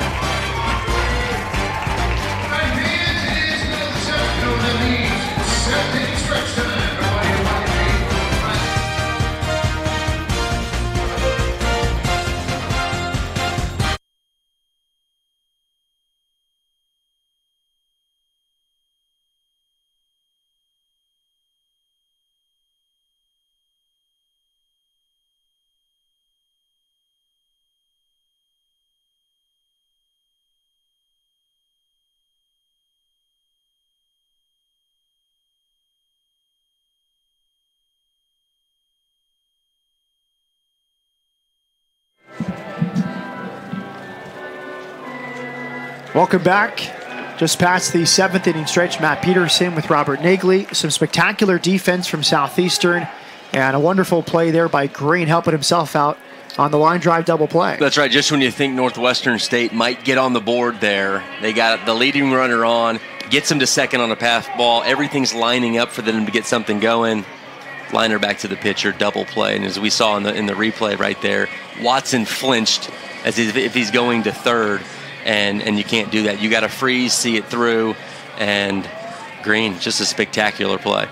Maddox has been on the ropes twice, but he pitched out of those bases loaded situations and now is really settled in, retiring 10 straight line hitters. Yeah, he must have heard what you said where he's just nibbling around the plate there. And now he's really attacking the hitters and staying around that zone and making them make the mistake at the plate. Really well-pitched game by both starting pitchers. 5 hits total in this game. And again, the only run came back in the first inning.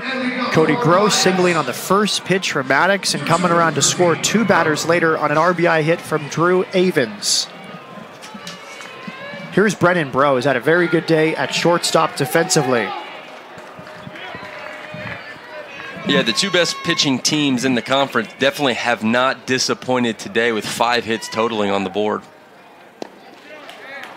And there we go again, the fastball command for Maddox. When he did not have the first or second time through the order, he's finding strike one with the fastball. Yeah, getting ahead in these counts here is key, and it'll be interesting to see if he's able to finish this inning. There's a changeup right there. Pulls the string again on that one. Over the 100-pitch mark. You know, college a little bit different than pro. He's going to be clearly done for the tournament, so he's not pitching again until, you know, if they ultimately advance. But, you know, 110, 115, what's his limit? He's a reliever, so he's not used to all these pitches. And that's foul down the right field line. But the few things we were sort of asking for from Maddox, he's done. He's working more quickly. He's not shaking off Fry, his catcher. It's easier with no one on base. But the pace he had in the first few innings to now is night and day. He had bases loaded and got out 2 jams out of the first 3 innings of the game so far. It's been a smooth sailing for him over the past few innings. And now it feels like a defensive posture from Southeastern. They're reacting to him, fouling pitches off. Maybe pitches they were taking for balls in the first few innings, too close to take now. Yeah, that was Breaux right there with the changeup. Just flicked the wrist right there just to stay alive and be able to stay in the batter's box right here.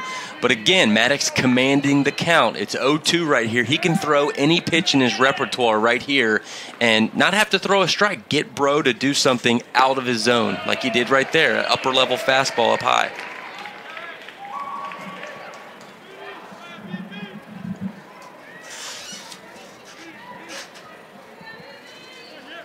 Maddox frequently goes over 100 pitches. 5 of his last 6 starts, he did that. Comes inside on Breaux. Neither team shies away from the baseball either. Northwestern State's gotten hit 90 times, and Southeastern matching them at 89. Drop to second. Luke Watson has it over to Davis. 11 straight retired by Maddox.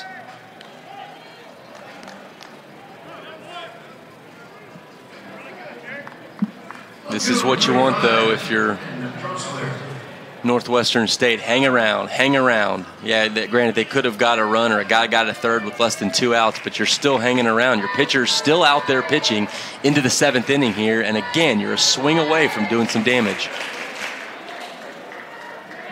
106 pitches for Maddox. His season high, 116 against Houston Baptist at the end of April.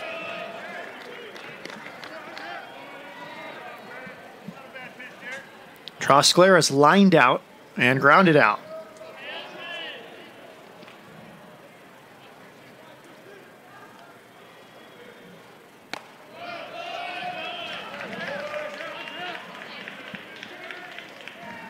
See there's such good movement on that fastball. It's over the middle of the plate, but it's tailing in on the right-handed batters. Yeah, no, there's no doubt. He's got some movement, a little late two-seam action that Maddox has.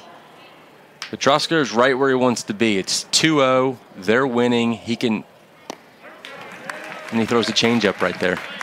He's gonna.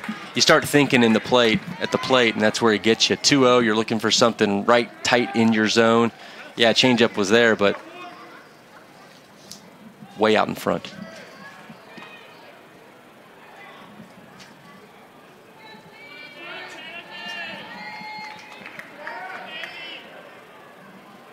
Goes back to it. Just beautiful pitching. The fastball is to start the at-bat with the movement in, and then the changeup just diving out of the strike zone. So here's where Trosclair is thinking, okay, 2 fastballs in for balls, 2 changeups I swung at. What's he going to do? What's he going to do? Is he going to go another changeup? Is he going to throw that slow curve, a slider, or is he going to try to speed it up and throw a fastball?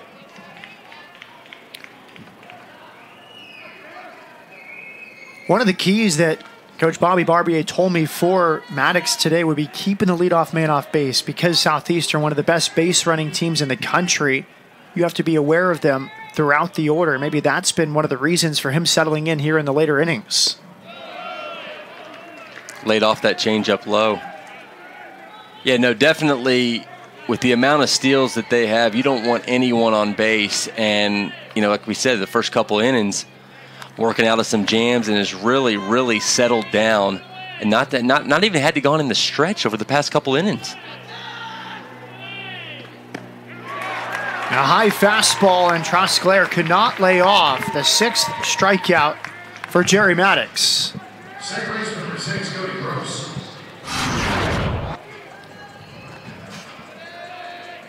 Probably ball 4. Yeah, way behind on that one too. Clearly he had seen 3 changeups prior to that and trying to catch up to that fastball. And that's sort of pitching like a reliever would, right? You try the fastball high, you get to 2-2, and then you elevate the fastball. Fun to watch for Maddox. Yeah, that's the thing nowadays you see in the major leagues too, where everyone used to be afraid of the ball up as a pitcher. Hitters are getting, the ball up, but now it's the low ball that these hitters are really attacking. You see Mike Trout being a prime example, can hit the low ball. Altuve can hit the low ball. These pitchers are elevating the ball. Of course, spin rate being a big factor, but you see the Verlanders and the Coles of the world working up instead of working down. They don't want to deal with anything at the knees or below because these hitters can go down there and get that ball. Line drive out to right. Smith makes the catch. 13 in a row retired by Jerry Maddox. Through 7, 1-0 Southeastern.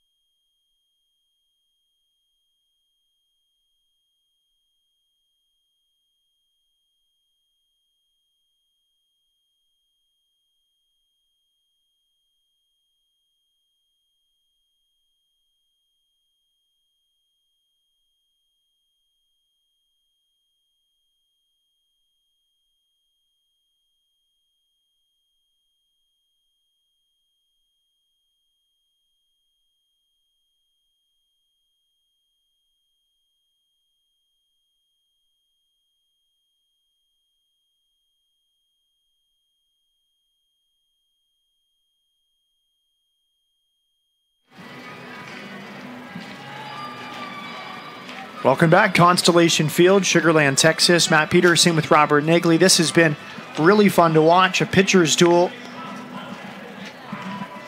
And after 7 innings, just 1-0. And the first inning run has been the difference. You see Maddox there sitting down. It'll be interesting if he's done or is he going to go back out there. He's giving high fives to teammates. That could be, hey, I've just retired the last 13 or I'm done. But that's what you want. You got 2 pitchers that have gone, and Green's still out there, and he's got 77 pitches. That they're into the 8th inning now, and they haven't had to tax that bullpen. Great point, Robert. My guess is he's done. By my conversation with Bobby Barbier, how they use their bullpen as is the relievers, they haven't tried to overextend anybody. I would guess based off that, and him being around his season high, he's done. And he has done everything they could have asked. 7 innings, just 1 run allowed. Peyton Davis leads off and rounds the first pitch foul. And for his sake, his team gets a run or 2 runs here. A run, get him off the hook. 2 runs, he could be in line for the win.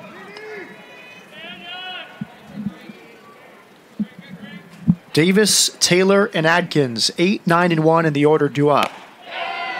Fastball right there for a strike. By the way, Green, his season high pitch count, 98 against Northwestern State back on April 14th. That was 98 pitches.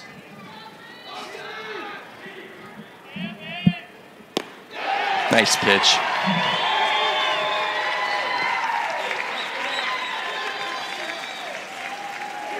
A slider there, stayed in the zone on an 0-2 pitch and got him swinging. Check this out. There you go. Look, just, ooh.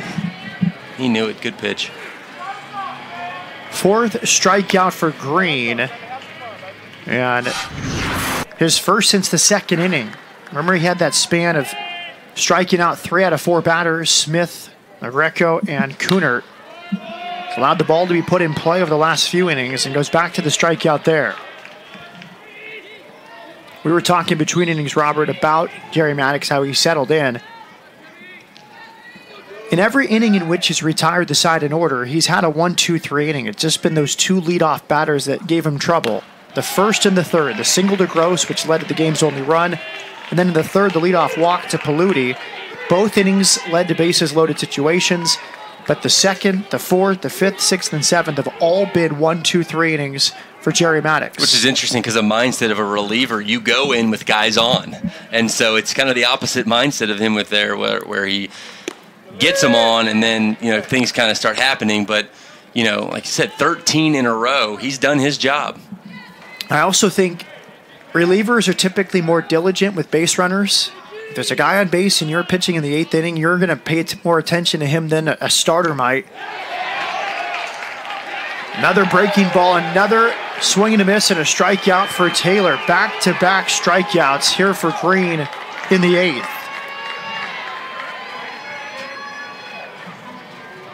Davis arguing that the ball hit the dirt, and we'll see another replay here.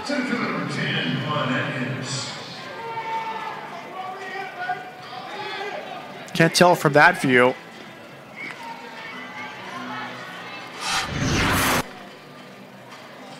But Barbier comes out to argue.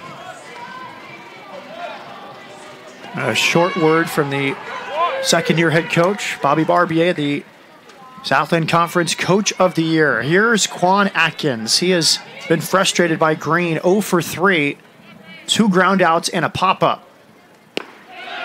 And he takes ball 1. Atkins, we mentioned, a huge reversal. A career batting average at 176 entering his senior year and sitting 336 as a senior.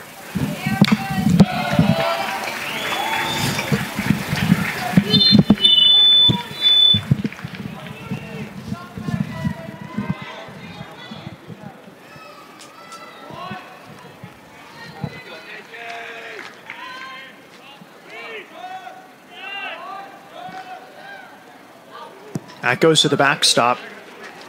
Northwestern State's best opportunity came in the 7th. A leadoff single from Watson. He took second on the pass ball, and then Kunert crushed one right back up the middle, but a spectacular defensive play from Green. Fielded his position, snaring the line drive. Great reaction. Yeah, just to get Adkins on here at 2-1. Boy, Barbier would love just to get some noise on the bases, and what a better guy with 2 outs to have on first base. Another swing through.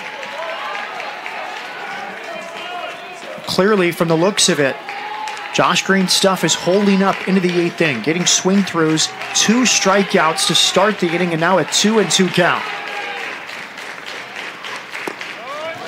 This guy's got some big league stuff. Watching him pitch, his fastball command, his secondary pitch, they like longevity, and he's giving it to you today, as I saw a scout earlier in the stands. But, what a performance here from Green.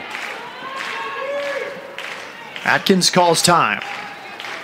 David Fry would be next. So if Atkins can get on base, the league's player of the year would be the possible go-ahead run.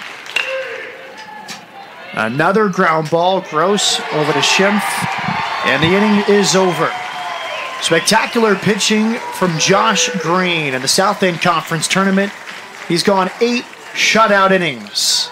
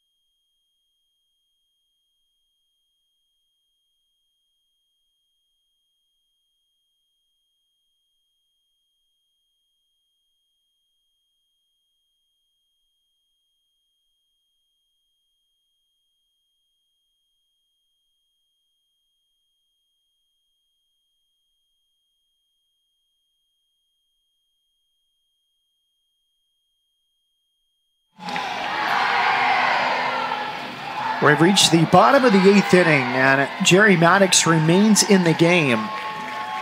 13 straight retired. Again, that only run allowed in the first inning is really settled in. And Bobby Barbier getting 2 straight quality starts here in the Southland Conference Tournament. As you mentioned, his pitch count earlier, his high this year at 116. He's 2 pitches away from breaking that, so he's definitely going to do that. Barbier got 7 2/3 innings from Ridge Heisler yesterday in the opening win against McNeese. So 7 2/3 yesterday from Heisler, 8+ here in game 2. Well, that'll be a way not to use your relievers, but it'd be interesting if he gets a guy on here, if he goes right to the bullpen, or kind of lets Maddox feel it out here. He must have told him he feels good because he's coming back out here for the 8th. And it's 2, 3, and 4 in the order. The same sequence where he really settled in the 5th inning, that very quick 5th inning, retiring Paluti, Avens, and Schmiff in order. That's right, because Schimpf was the last batter that Reiser had to tell him to take a couple pitches.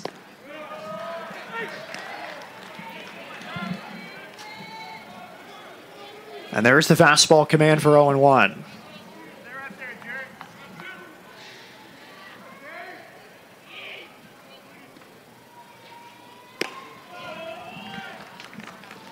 Missing with the slider up.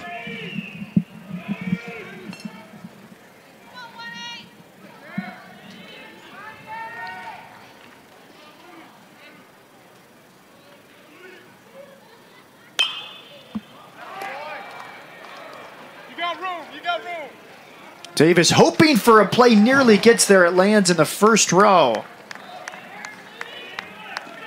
You could hear someone hollering from the dugout, you have room. Yeah, we talked about this yesterday, just that amount of space there from the edge of the turf in the outfield all the way over is a ton. You've got a lot of real estate. I'd say more than most Southland Conference stadiums. New life for Paluti.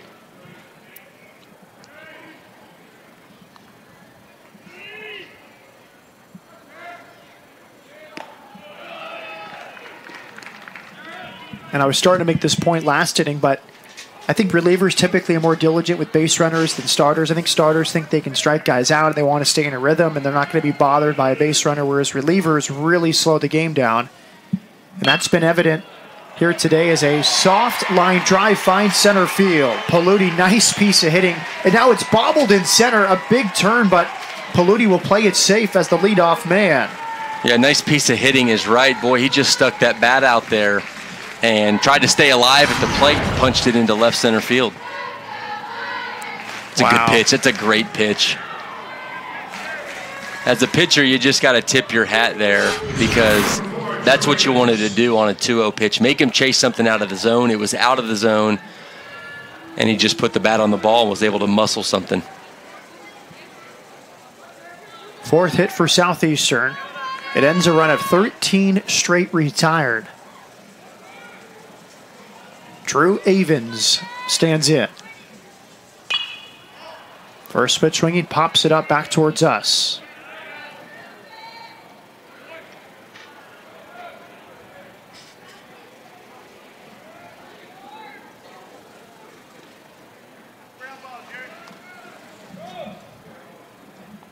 Paluti, only 3 steals this season in 4 attempts.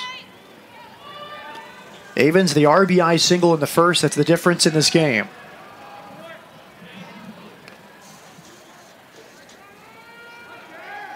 Yeah, well, I guess the silver lining there is you got a guy that's only ran 4 times the entire season on first base. It's not a guy that has double-digit steal numbers. And he's running. It's bunted back towards the mound. Maddox will get the sure out at first. And against a hustling Drew Avens. Sacrifice executed. Paluti up to second. They even make a simple bunt look like a tough play as far as getting down the line. You cannot run harder to first base than Avens did just there. A speedy number 3 hitter, having a heck of a season. .332 average, 21 steals. And here comes Bobby Barbier out towards the mound. What an outing from Maddox. Bases loaded twice in the first 3 innings. Who would have thought he would retire one batter in the 8th inning? Earlier this morning, final score 10-4. A new pitcher coming in for Northwestern State. A close one in Sugar Land.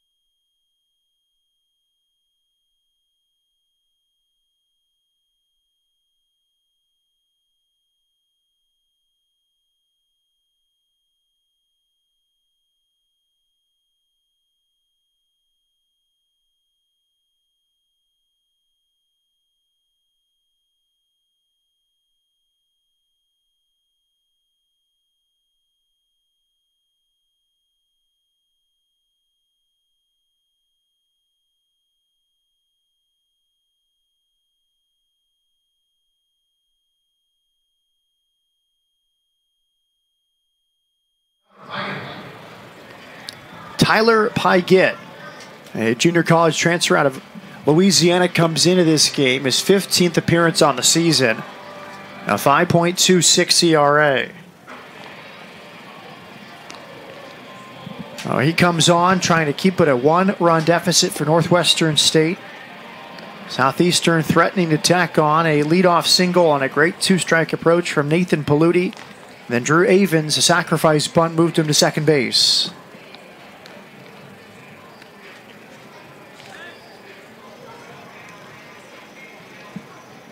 This is one of the lefties that Bobby Barbier told me about before the game when I asked about who he might use out of the bullpen.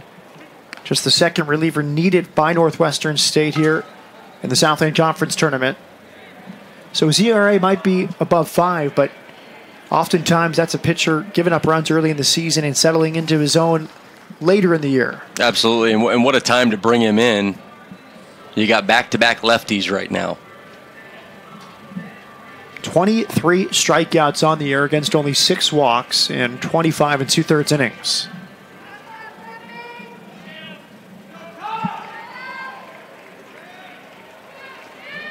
The old lefty-lefty matchup.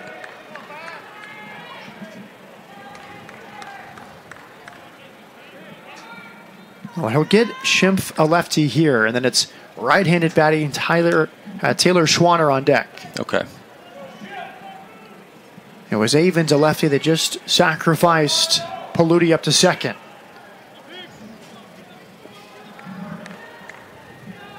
Tyler Pygett.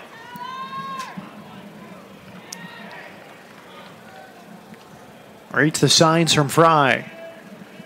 Paluti leads from second. Foul back. Pygett went to Southwest Mississippi Community College, so one of several junior college transfers immediately contributing here in 2018 for Northwestern State.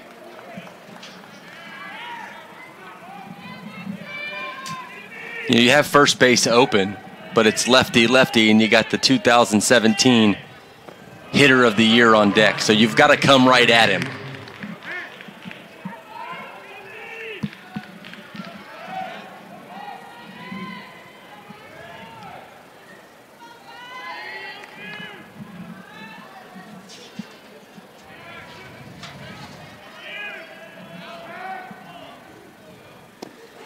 What a pitch that was. A slow, sweeping, breaking ball. Yeah, it looked like a little slurve there that got him chasing.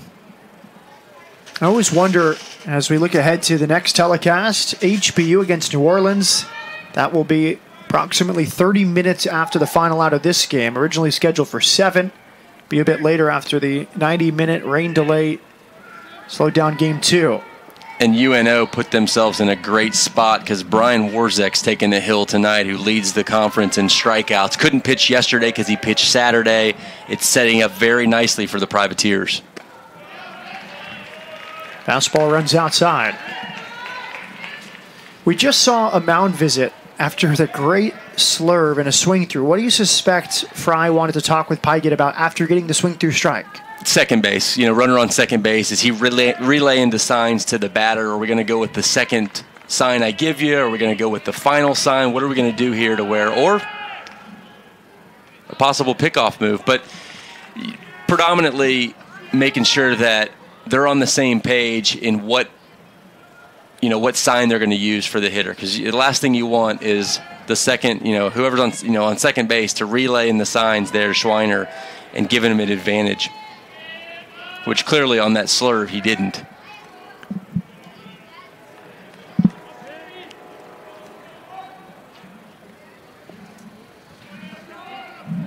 Two and two on Kyle Schimpf. We talked about this yesterday, too. If you're on second, they're visiting again. Is it a hands down fastball, bend your hands curveball, hands on the waist, breaking ball?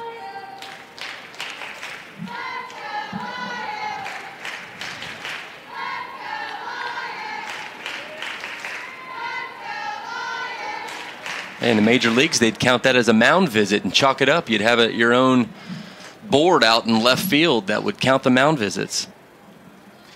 By the way, that's a pinch runner out there at second. Trey Schaefer, number 38, has come on to pinch run. Schaefer has a big lead at second.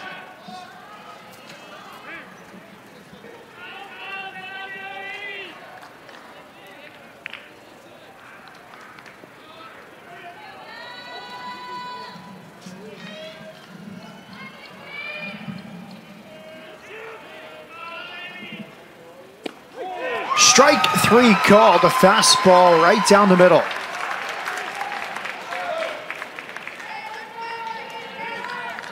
Looked like Schweiner was guessing there. Too good of a pitch not to swing at unless you're thinking that something off speed's coming. Schimpf strikes out looking. Here's Taylor Schweiner. Yeah, excuse me, Schimpf. Schweiner gave it a ride his last time up. That great play defensively from Quan Atkins. He ran it down. He made it seem like it was no big deal on the warning track. Possible extra base hit for Schweiner. So they'll leave in the lefty. Pygott to face Taylor Schweiner.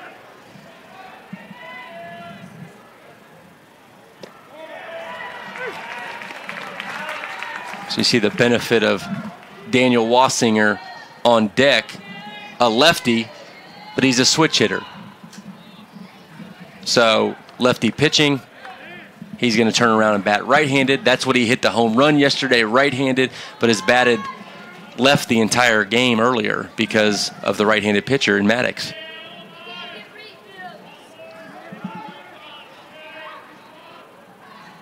See, that's when your father's a major leaguer and you start working on the left side or the right side, whatever his natural side, the opposite side at an early age.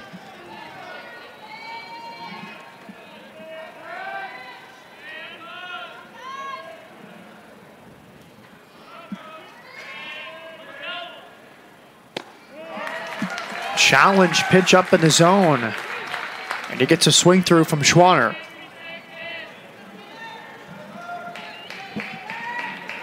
Yeah, Southeastern leading by one, but that run on second base is a big run for them, an insurance run to get them up by 2. By the way, Robert, in the 9th inning, 2, 3, and 4 due up for Northwestern State, beginning with David Fry. Just off the plate on 0-2. I'm actually surprised Watson's holding this runner on. Look at this hole here on the right-hand side between second and first with a left-handed pitcher. That's a perfect spot right there to punch something into right field, as Watson's paying a lot of attention out at second base. Swing and a miss, another challenge pitch up in the zone, and Schweiner down on strikes. Tyler Pygott does his job. 2 strikeouts out of the bullpen. We go to the 9th, last chance for Northwestern State.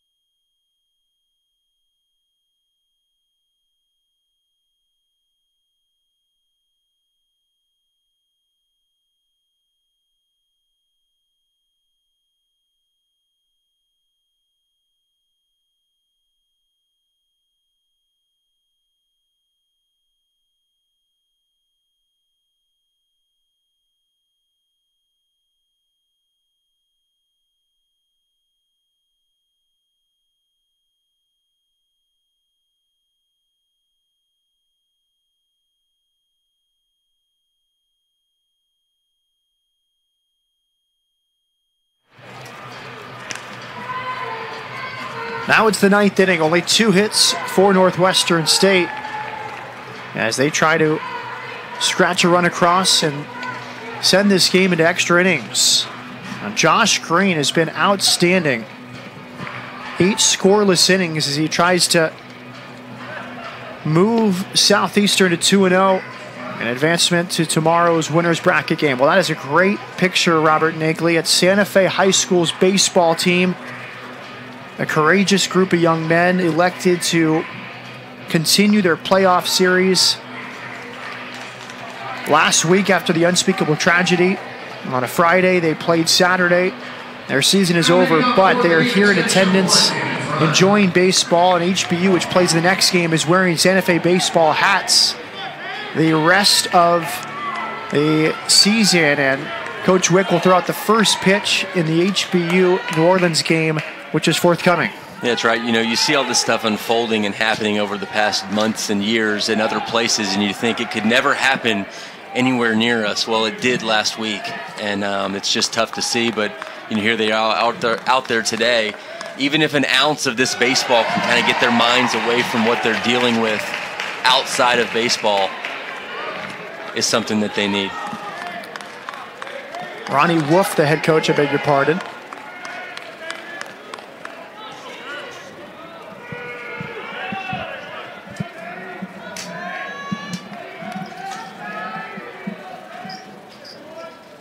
David Fry takes a called second strike. Josh Green has pitched Fry very well, 0 for 3 tonight. And this is what you want on both situations. My best versus your best in the 9th inning.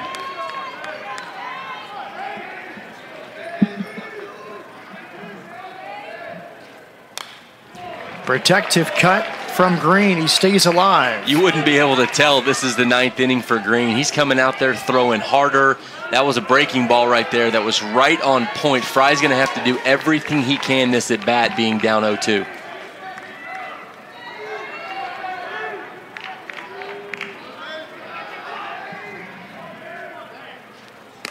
Stays up high. Had a chance to speak with Bruce Cox. He's the Kingwood Park High School head coach. I was asking him about Jonathan Dukoff and the great story of the HBU center fielder who's overcome lymphoma. Well, Cox, his Kingwood Park High School team was playing Santa Fe last week when the tragedy happened on Friday morning. As that's hit out to center field, Drew Avens in the alleyway still going back. He's at the warning track, and it bounces up against the wall. Fry into second with the leadoff double here in the 9th. Nice piece of hitting from Fry. 2 strikes.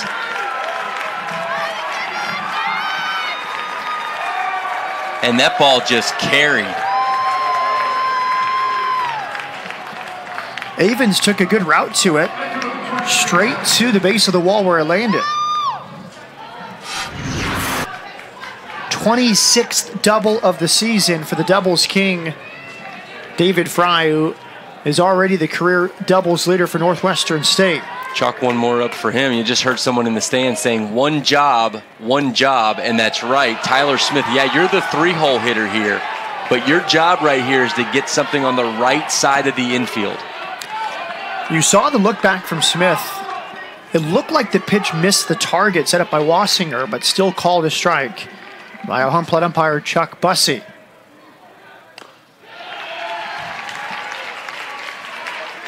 And now it's 0-2.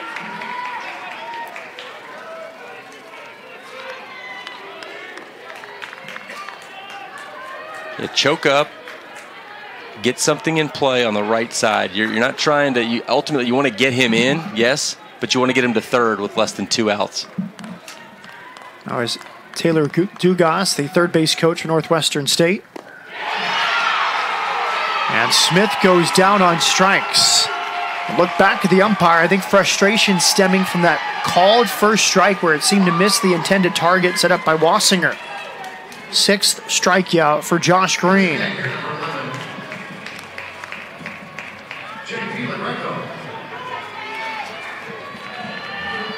Now it's JP LaGreco. I got some extra inning free baseball yesterday. We'll see if LaGreco can get this thing into the 10th. And now he's going to break for third, and he's in there. Good base running from Fry. It got away from Wassinger. And a risky play in some respects, but Fry made it look good. So the Smith strikeout means absolutely nothing now.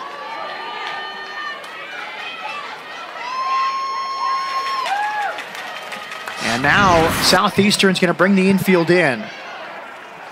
In on the right side, and now they'll have a mound conference. Second pass ball from Wassinger today.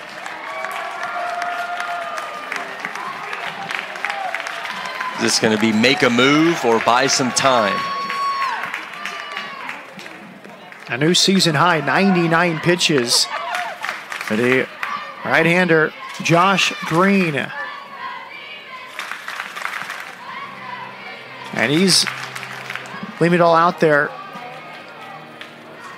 Parkview Baptist High School graduate. He's a senior, so could be the last start of his career. They are eligible possibly for an at-large bid. They could bring him back out of the bullpen later, but you never know. Could be his very last collegiate outing. You saw Maddox go 120 pitches. I know he had pitched more throughout the season, his high being 116, while Green hasn't hit 100 yet. But again, he's not pitching the rest of this tournament. If he feels good, he still looks good. He's given up, a hit here, a pass ball here, but other than that, he's been lights out.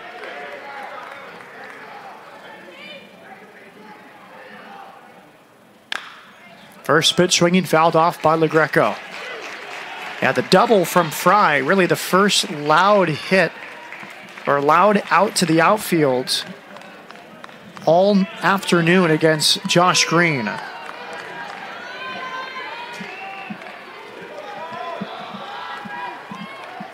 Fry, the possible tying runs at third. The middle infield is halfway. The corners are up. Swung on line, right back to the middle, a base hit. LaGreco comes through. Fry scores from third, and it's tied 1-1 in the ninth. This is exactly what Northwestern State wanted. Hang around, get Maddox throughout this game, and you're in the ninth inning, and now they have a tie ball game here with still a chance to make some more noise. Good defensive alignment from Southeastern. Cody Gross, the second baseman, was shaded towards second, nearly caught that. So they had an idea that LaGreco might try to go up the middle. And now a pinch runner is going to come off the Northwestern State bench. It's Larson Fontenot.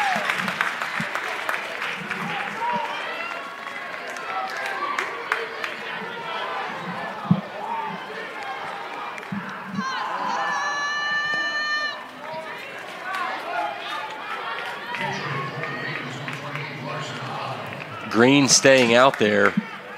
Reiser's asking the umpire what's going on with this switch here.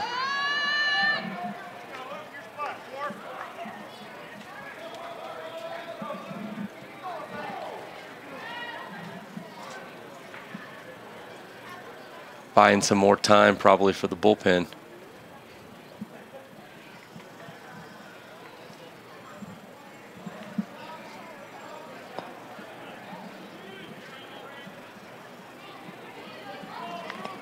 Fontenot, 2 steals and as many tries this season.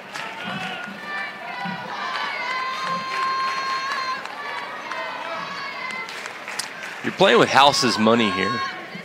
So at this point, look for a steal, look for a hit and run, for something. You tied the game up. Throw it all out there on the line here. And Watson, as he's done all night, lays off that first pitch. Watson walked his first 2 times, then singled in the 7th, but was ultimately doubled off on the line drive by the on-deck hitter, Lenny Kuhner.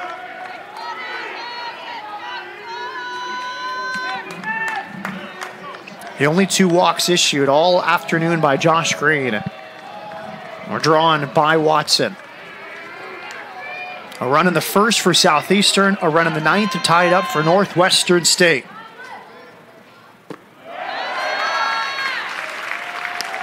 There he goes again, laying off a close pitch. Yeah, different mindset now with the game tied. Here comes Reiser, comes out. This is going to be the end of it for Green. Just shows you how much is on the line. A 2-0 count. Does not want to see a 2-0 pitch throw. Does not want to see a walk. He's going to go to the bullpen. Only 2 relievers used yesterday in the Game 1 victory for Southeastern. So a rested bullpen for Southeastern. What an outing for Josh Green, the senior from Baton Rouge. Goes 8 1/3. 1-1 in the 9th here on day 2 in Sugar Land.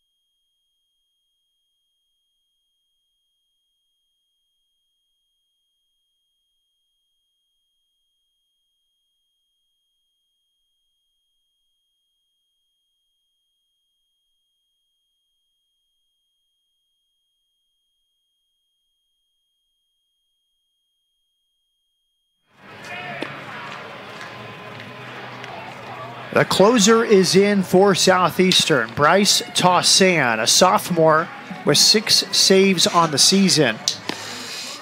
Trying to shut the door here, and he inherits a 2-0 count. What's it like as a reliever coming into this game with a 2-0 count against a very patient hitter at the plate like Luke Watson? I can tell you as a hitter, though, not only is a 2-0 count for when Green was pitching a good pitch to hit, to me, always when a reliever comes in a position where he needs to get an out or make a pitch, or you got a guy on, the first pitch, the very first pitch, he should jump on this right now if it's in that zone. So not only is a 2-0 pitch count a great hitter's count, you got a reliever coming in here who knows he needs to throw a strike right here. Very good point, Robert. I think this is where if you're a reliever with good command, you might try that secondary pitch, maybe a curveball or something off speed because you know he's sitting on a fastball. No, you're right. If you can get something around the zone and you're comfortable with it, he knew when he was in the bullpen throwing what the count was going to be. It'd be interesting to see what his last couple pitches were, if they were something, on the breaking ball side or something to get him out in front. Tossan's first pitch, it's hammered into left field, a base hit. On cue from Robert Nagley, a dead red fastball, and Watson knew what to do with it. His second straight hit, and Northwestern State rallying here in the 9th. Yeah, that's exactly what you wanted to see. He saw a fastball, he sat fastball, and threw it through the left side right there. Here we are, 9th inning, 2 on, 1 out. The chance to take the lead here. Well, the inning has gone double from David Fry, strikeout to Tyler Smith, and a pass ball moved Fry to third. And then LaGreco came through with the RBI single. Cooner ready. Fouls it back. Oh, they're swinging. Cooner, his last time, lined into the double play. Right back to the mound. Josh Green made a great play.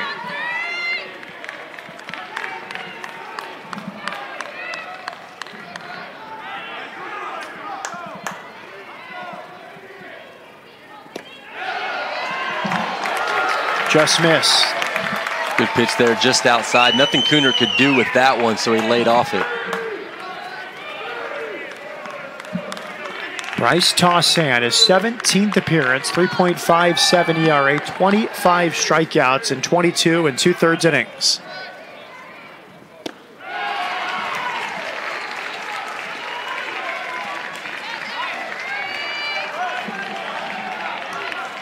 Caleb Rika on deck for the Demons.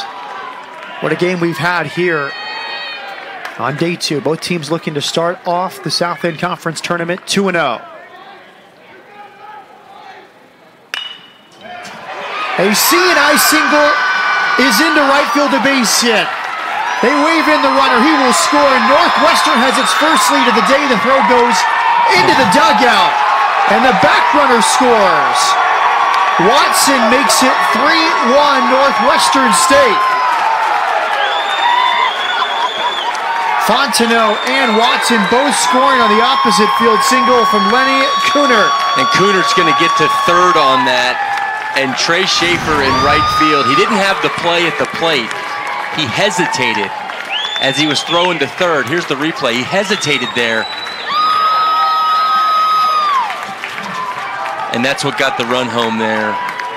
And Cooner to third. Boy, some crooked numbers in the ninth. Great approach from Lenny Cooner. They had the second baseman Gross shaded towards second base, so he went with it to right field.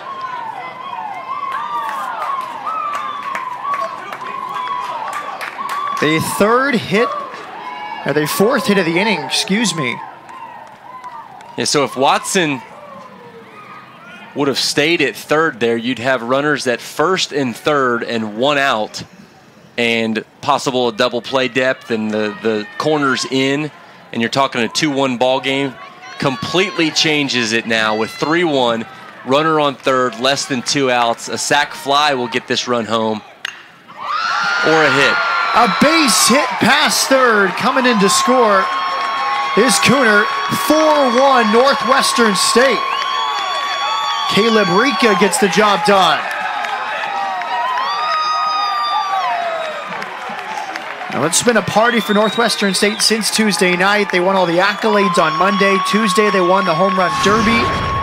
And here on Thursday, off a tournament opening victory, they have 5 hits here in the ninth, and they've scored 4 runs. 2 hits heading into the ninth, double that and add 1. And now it's 4-1. Now Davis takes a called strike. By the way, a new third baseman for Southeastern. It's Trey Harrington came on for Schwanner at third. That was his best effort, diving to his left to try to snare that line drive off the bat of Rika. Runner goes, it's in the dirt, a stolen base for Caleb Rika. You know, and you want your reliever to be around the zone. That's his job, to come in there and throw strikes. But Tassan came in, first pitch, base hit. So he's been, not only has he been around the zone, they've been hitting him. And that's why managing a baseball team is a very, very difficult job. Another base hit to the opposite field. They're going to wave in the base runner. Here comes Rika. He will score. The throw is cut off. It's a 5-run ninth inning for Northwestern State.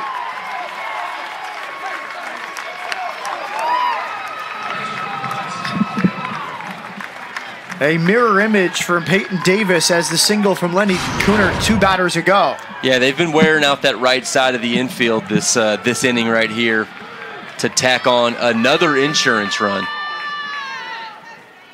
Now it's Sam Taylor. Double from Fry started all this. Smith struck out. Since then, 5 straight singles from Northwestern State. Going back to that moment I was just referencing with Matt Reiser, you have a senior on the mound, one of his best career outings. Maybe you leave him in one batter too long, but he earned that last at bat. You bring in your closer on 2-0. It's really a lose-lose situation. Yeah, no, and what a better spot to pull him out, let him get acknowledged by the fans as he's walking out for his last game, possibly, pitching if they were not to get an at-large bid. But, I mean, you bring in the closer for spots like this, and the Demon, the Northwestern State was just ready. Nice play from the catcher, Wassinger. Throws it down to second, a run down. Gross back to first. The tag is applied. And Davis is out. Not just the second out of the inning. Excellent defense from Wassinger. Watch him pick this from behind home plate. Yeah, you're caught in no man's land right now. At this point, Southeastern's got to be game planning, obviously getting out of the inning, but they've got to get some runners on to get something going in the ninth. Caught stealing 2 to 4 to 3 is Davis. But just an avalanche of hits. 6 hits in this inning. They had 2 hits the first 8 innings off Josh Green. It's almost been the perfect storm of a ninth inning for Southeastern. They coast through this whole game. The adversity hits at the worst moment possible in the ninth.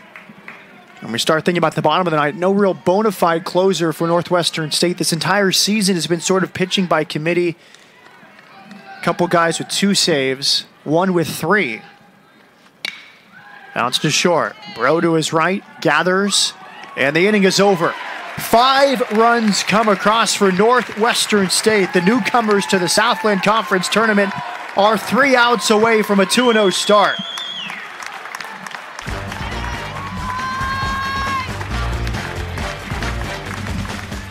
Bottom of the ninth coming up.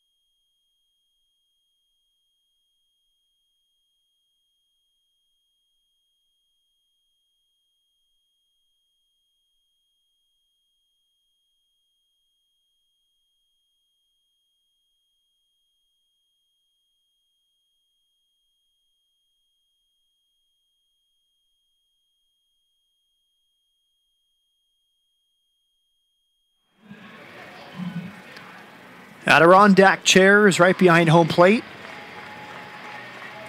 As we go to the bottom of the ninth inning, those fans hoping for a rally from their Southeastern Lions. They led the entire way until Northwestern State scored 5 runs in the ninth inning, knocking out the starting pitcher Josh Green after his great outing. 8 in the third innings, and getting to the closer who inherited an unenviable situation. Runner on, 2-0 count, and a first pitch swinging single from Luke Watson. Yeah, some timely hits there from Northwestern State. Especially that first one, as you mentioned, the 2-0 count. Came out swinging, it paid off. See, in this situation, it's 5-1. You just want to throw right over the middle, right over the middle. Tyler Pygott stays in the game. He was outstanding in the 8th, really kept it a 1-run game. Came on with a runner on second and 1 out. He struck out Kyle Schimpf looking and then got Taylor Schwanner swinging at a high pitch up in the zone. So why not leave him out there for the 9th? Changeup spins low. Lossinger has walked twice. Taylor and Bro to follow. Strike 3 over the outside. A perfect fastball over the outside part of the plate. Wasn't ready for that one. Just see another look at it. Nice job by Fry behind the plate, framing that. Bringing it back in. Well, Pygott has faced 3 batters. He has struck out all 3. And now it's Mike Taylor. Our pinch hitter comes up for Mike Taylor. And 7 Pace. Now, Taylor had a tough day. 2 bases loaded situations with 2 outs, and he could not cash in. Pace, a 1 hopper to short. Rika has it over to first. 2 outs here in the bottom of the ninth.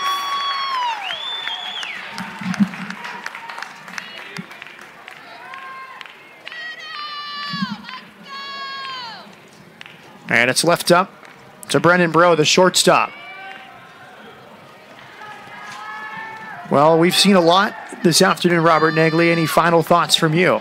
Northwestern State, man, They came to play. We talked about Maddox's performance. Hang around, get them in a position in the 8th or 9th, and boy, did they do that. Both teams really utilized these pitching performances, and that's what they've done all year.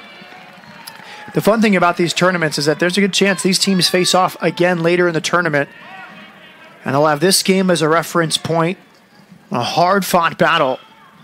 As it's bounced towards seconds, here comes Watson, sidearm throw, and the ball game is over. Northwestern State, just 20 wins a season ago, a turnaround campaign here in 2018, and they start out the 2018 Southland Conference Tournament 2-0.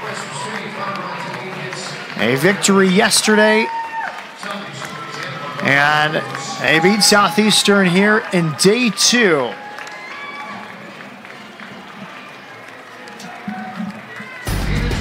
Now for Robert Nagley, I'm Matt Peterson saying so long from Constellation Field. The final score is Northwestern State 5, Southeastern 1. All games airing on the ESPN networks are streaming live and archives on the ESPN app. This has been a presentation of ESPN.